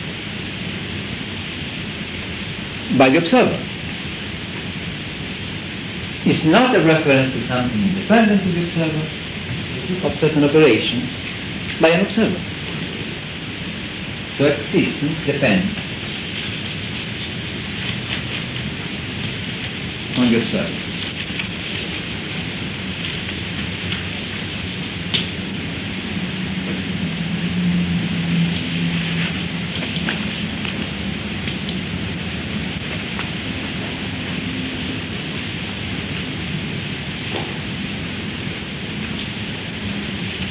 So a cognitive statement, I have not yet said what cognition is, but in the so a cognitive statement, I have not yet said what cognition is, but in the ordinary understanding of cognitive statements, a cognitive statement in this explanatory part is an invitation to operate in a particular domain of distinction. There are 20 chairs in the other room, means if you go to the other room and perform the operation of distinction chair, you will find out that you can perform it 20 times according to that such and such criterion of count. You go there and apply 21 times, you say, oh, you were mistaken, there are 21 chairs. Oh, fantastic, much better, because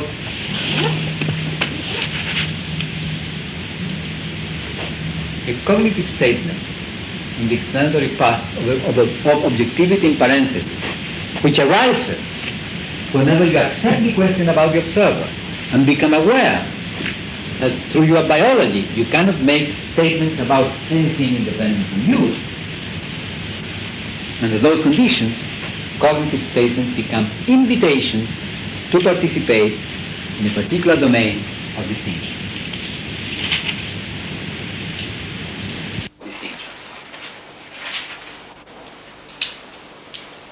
This is a fantastically different situation from this one.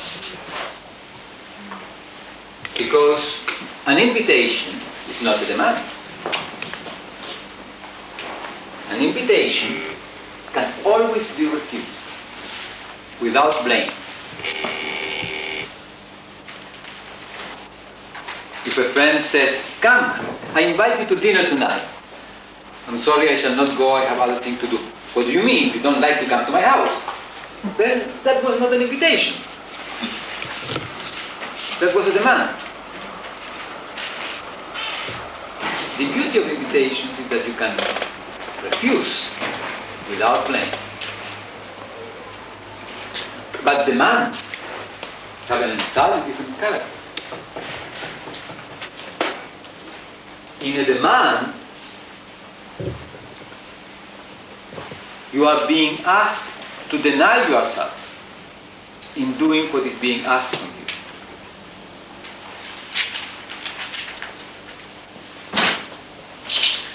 This is why demands create strains. Whenever you put a demand on somebody else, a strain arises. Because what you are asking from the other is self-denial. Indeed. Can you go on talking with the other one?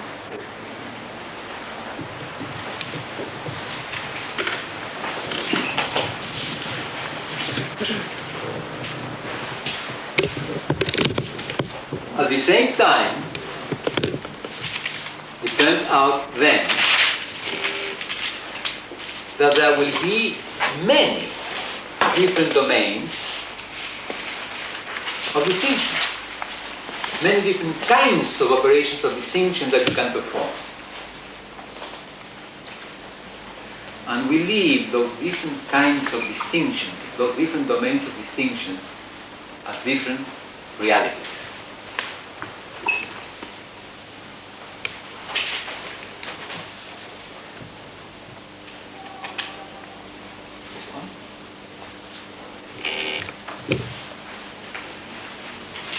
So here, in this explanatory path, I speak about many realities.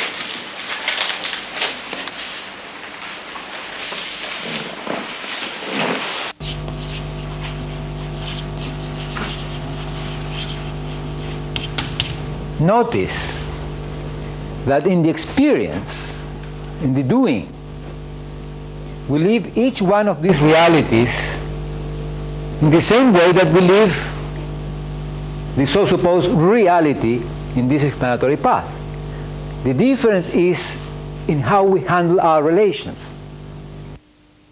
Because here, a cognitive statement is a demand for obedience. Here, a cognitive statement in any domain of reality is an invitation to participate of a particular domain of distinction.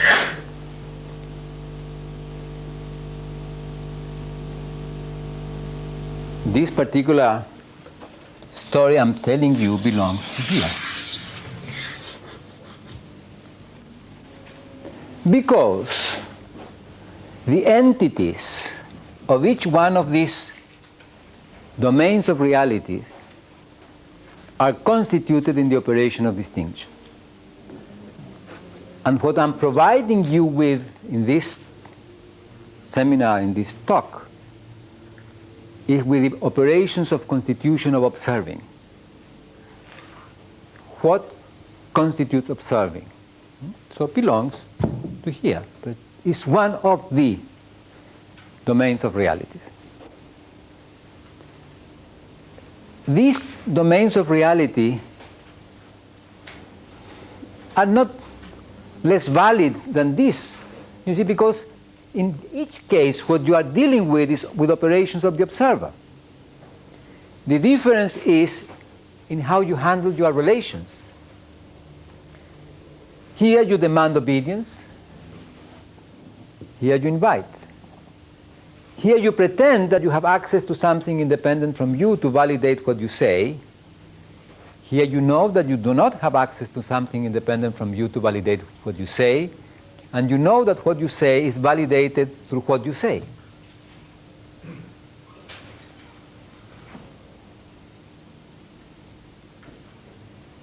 This explanation that I'm proposing to you, which is not complete because I have to speak about language, about observing, is valid if you ask this question and if you take seriously the interference with observing through interfering with the biology. Because if you do not take this seriously, do you immediately fall back here and begin to treat your abilities as an observer as constitutive properties of human consciousness. By accepting this question, you accept questions on everything, on language, on consciousness, on reality. If we do not accept this question, we act as if we accept reality as independent from us, consciousness as a property of the observer, languaging or language as expression of a certain ability of the observer.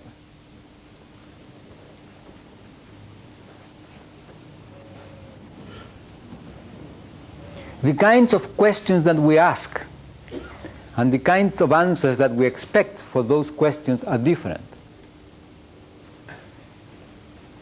In this explanatory path,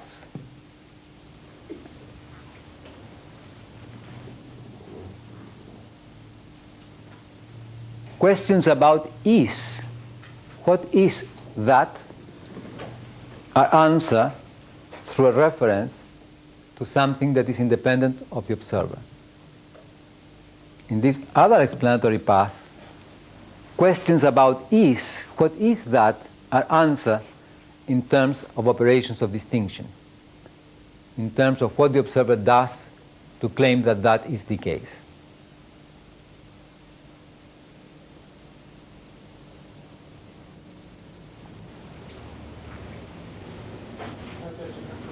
Please? Please? How is that? I'm looking for a distinction between this and the original function. Original function? Yeah. The notion of function? Yeah. No, the notion of function is a relational one. When you say, here I have a system in a particular domain and I observe this, and I say, the relations of this entity with that entity are such and I describe this in terms of function, in terms of operations on the medium or things of this sort. This I can always do. I can do there or here. But my cognitive statement will be different in terms of how do I validate them or claim that they are valid.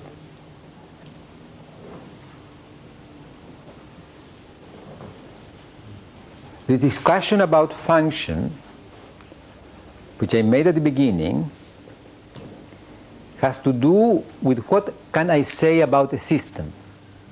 Here, for example, usually, and in that sense I think your question is adequate, is pointing to something that is relevant here. I shall treat cognition as a function of the observer. Here I shall want the conditions of constitution of cognition, not as a function, but how it comes about. Because I do not ask, how come that particular relation results from the operation of this system, but I'm concerned with the description of that relation, which would be a function. But we can have functions here too.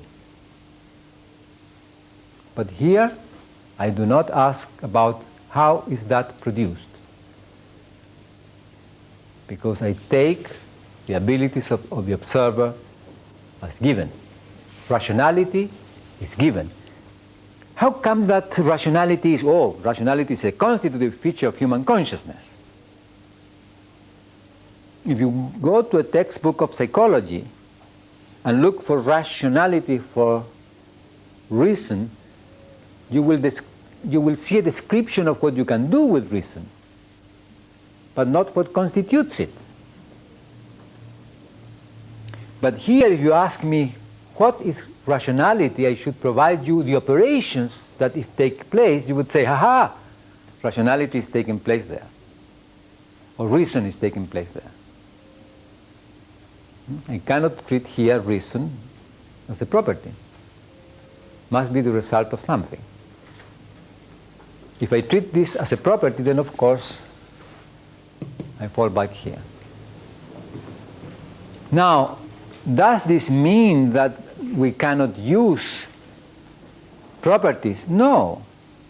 There are many circumstances in which we shall define an entity, and as we define it, we characterize it with certain properties and proceed. But we are specifying them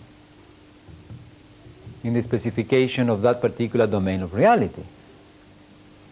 We are not claiming that we have access to how the thing is, and it is our ability, constitutive ability, to say how things are. So I'm stuck on the fact that this is a function of language. What would be a function of language? The fact that we would require something in this description. We do this in language, and as we language, we do that. But then you could ask me what language is. That we do this. Hmm? That we do this, I suppose. Yes, but you can ask me, what is language then? Then of course, I put here the question mark and I shall tell you, yes, I'm going to answer that question. What I mean is a legitimate question. You say, but don't get stuck thinking that this is a property of language. Accept that although we do this through language, this can be answer. It's not a property. It's the result of a manner of operation. Do you understand what I'm trying to say in this point? I'm not sure. If we need a few conceptual wedges here. that is one possible, which I dare to come back to from 88. We need to understand to what extent your biological categories of thought become, through scientific explanation, socially convincing social categories of thought. And what the gentleman needs is reinforcement of human relations and social systems, which gives language validation. okay, and we shall do that when we speak about language. But in this moment, I think, thank you very much, in this moment I think that I want to invite him to see the difference between saying that is a property of language and saying how does it result, language, or how does rationality result in the operation of language. If it is a property, you have nothing more to ask. But if you accept the question, then it is not a property. It must be the result of something else. Is it maybe just a distinction between process and product? Between? Distinction between process and product, language and languaging. That is true. There is a distinction between process and product. Functions, if you wish, are products. And if we treat functions as properties, then we do not look at the process.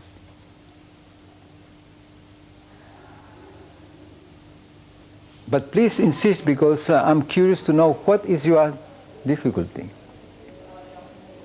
I see. All I can do is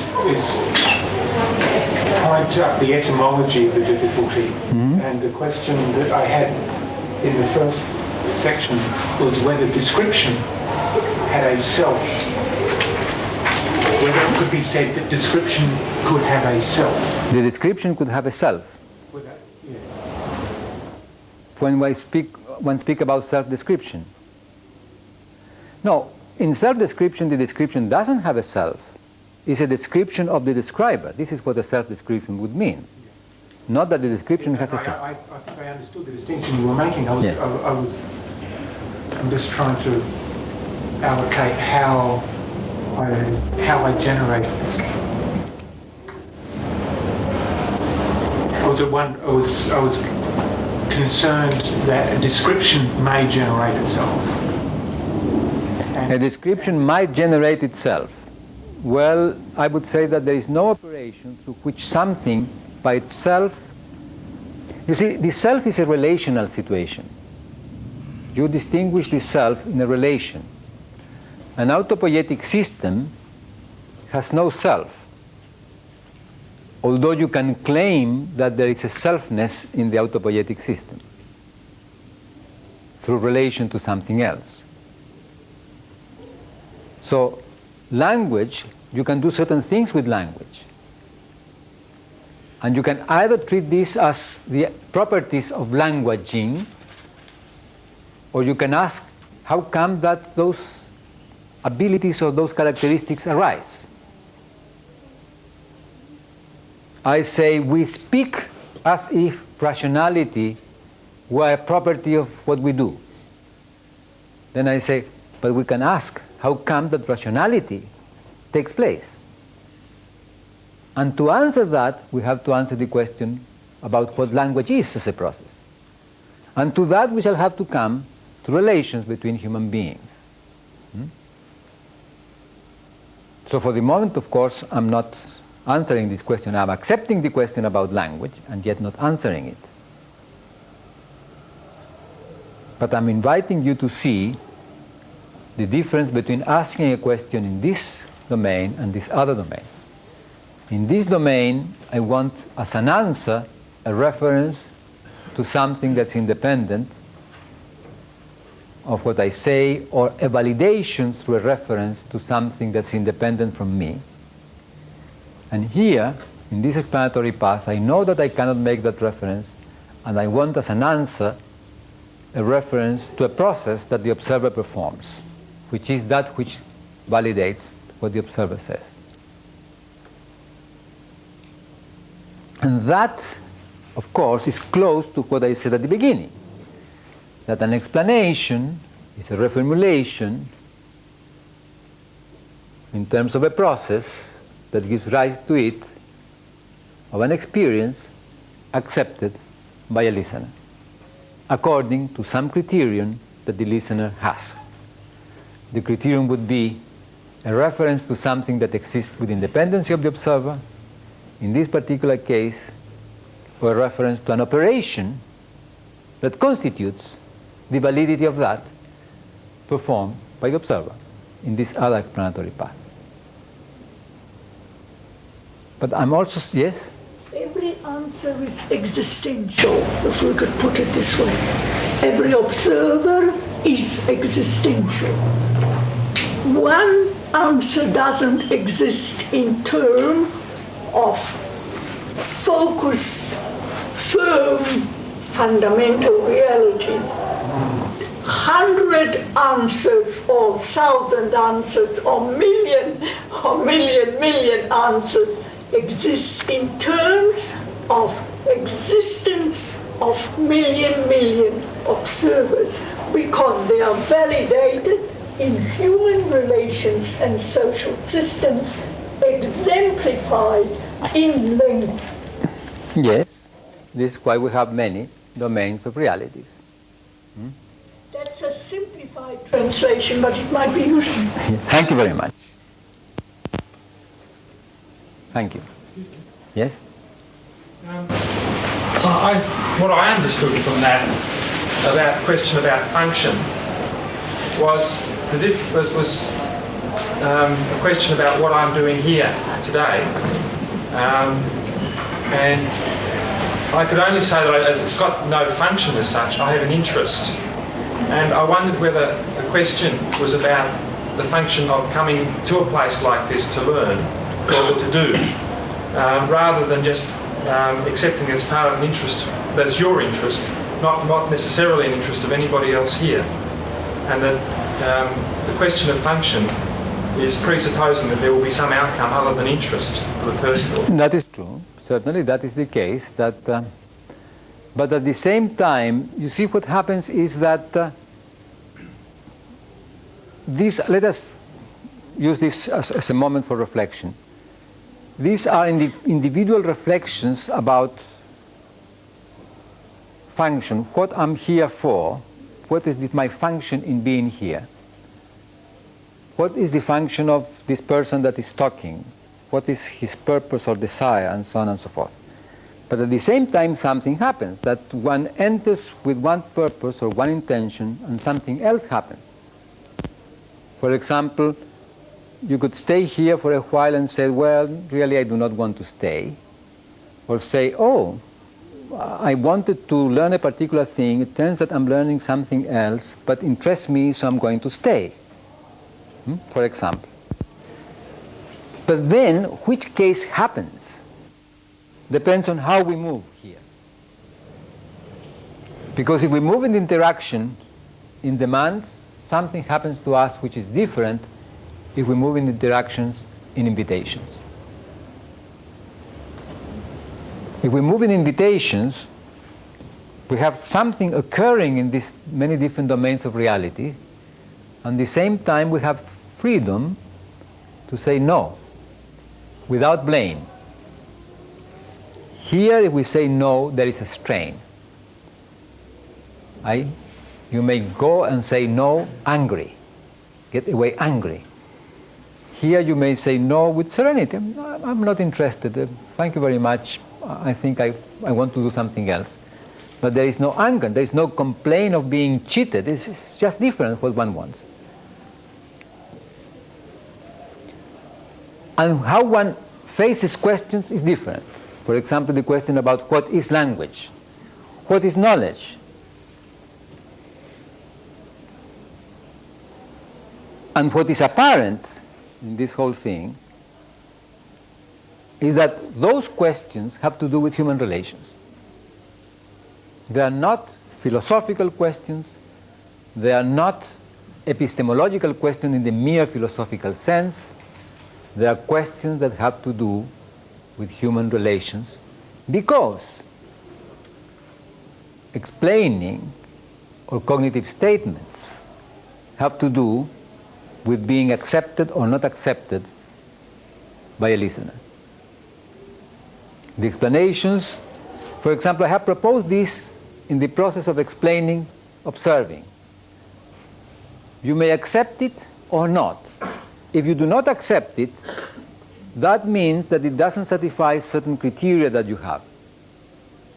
If you accept it, that means that it satisfies certain criteria that you have. But it's you who puts the criteria or the criterion through which you accept it. According to my criterion of validity of this is acceptable. This is why I propose it. But you may have a different criterion and then you don't accept it.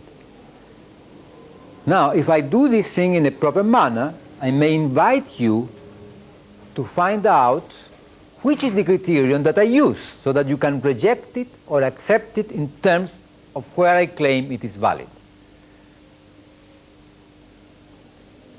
And our problems, like the one you just presented to us by saying I'm stuck in language, frequently I do not claim that this is necessarily the case, frequently is because we have certain criterion of acceptability that we do not recognize. One says, oh, I know that language is this, so this doesn't have to do with it, it's not valid, but I'm not aware that I'm using this as the criterion in the background. So this is why I invite to reflect. I mean, what are we asking? Anyhow, there is more to say about this, but the very fact that these two explanatory paths entail two kinds of human relations, which we lived in daily life may allow us to see that although we have not made this reflection, we sometimes interact with each other in this domain and sometimes we interact with each other in this other domain. Whenever we want the other to do as we say, we claim being objective. Whenever the other is a friend and we are not interested in that he or she does what we say, but we're interested in company, we make our statements in this other explanatory domain.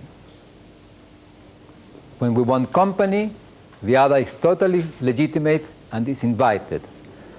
When we want obedience, the other is not legitimate, is not invited, is demanded. Just interesting in the reflection of your two initial stories about God painting the sky and the scientific explanation, that you can obviously take either of these paths within a mythic or a scientific view, can't you? Certainly. Interesting application for my... Certainly, because if you say, oh, this is the myth, you immediately change domain. In this is physics, this is mythic. You say, no, that does not satisfy the criterion of physics, but satisfies the criterion of mythic. Ah, this is interesting, beautiful myth. But if we are not accepting these different domains of reality, then we enter into a dispute. Yes? Would you see the idea of consensus being somewhat intermediate between two positions, as in science today? I would say that consensus is not intermediate. It's here. It's using a different criterion to get agreement. It's still friendly. It says most people... In consensus, what you do is to accept that what is primary is coexistence.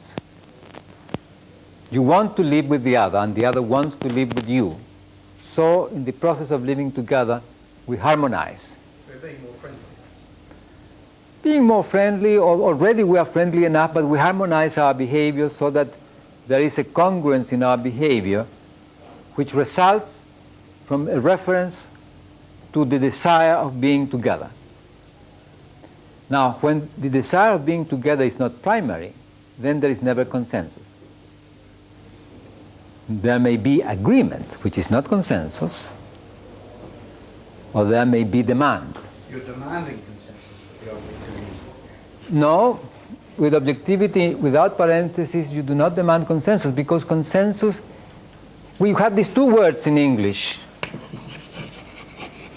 consensus and agreement.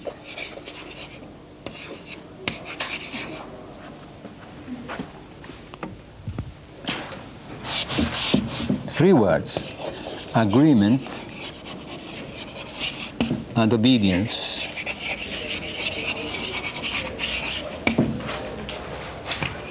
All the three may lead to a coordination of actions. Here the actions are coordinated as a result of living together without having explicit statement about their coincidence. In agreement, you have explicit statement about their coincidence. But these two are respectful of each other fundamentally. The persons which agree, which make an agreement, or which develop a consensus are fundamentally in mutual respect. Fundamentally, not necessarily the same. Fundamental. But in obedience, you have a coincidence of action through denial. You conserve something in doing what the other demands, and hence coincidence in action, but denying yourself in order to save something else. This is what is entailed in obedience. But agreement is explicit and consensus not. If I say, let us meet at 5 o'clock here, is that a consensus or an agreement? If you accept it.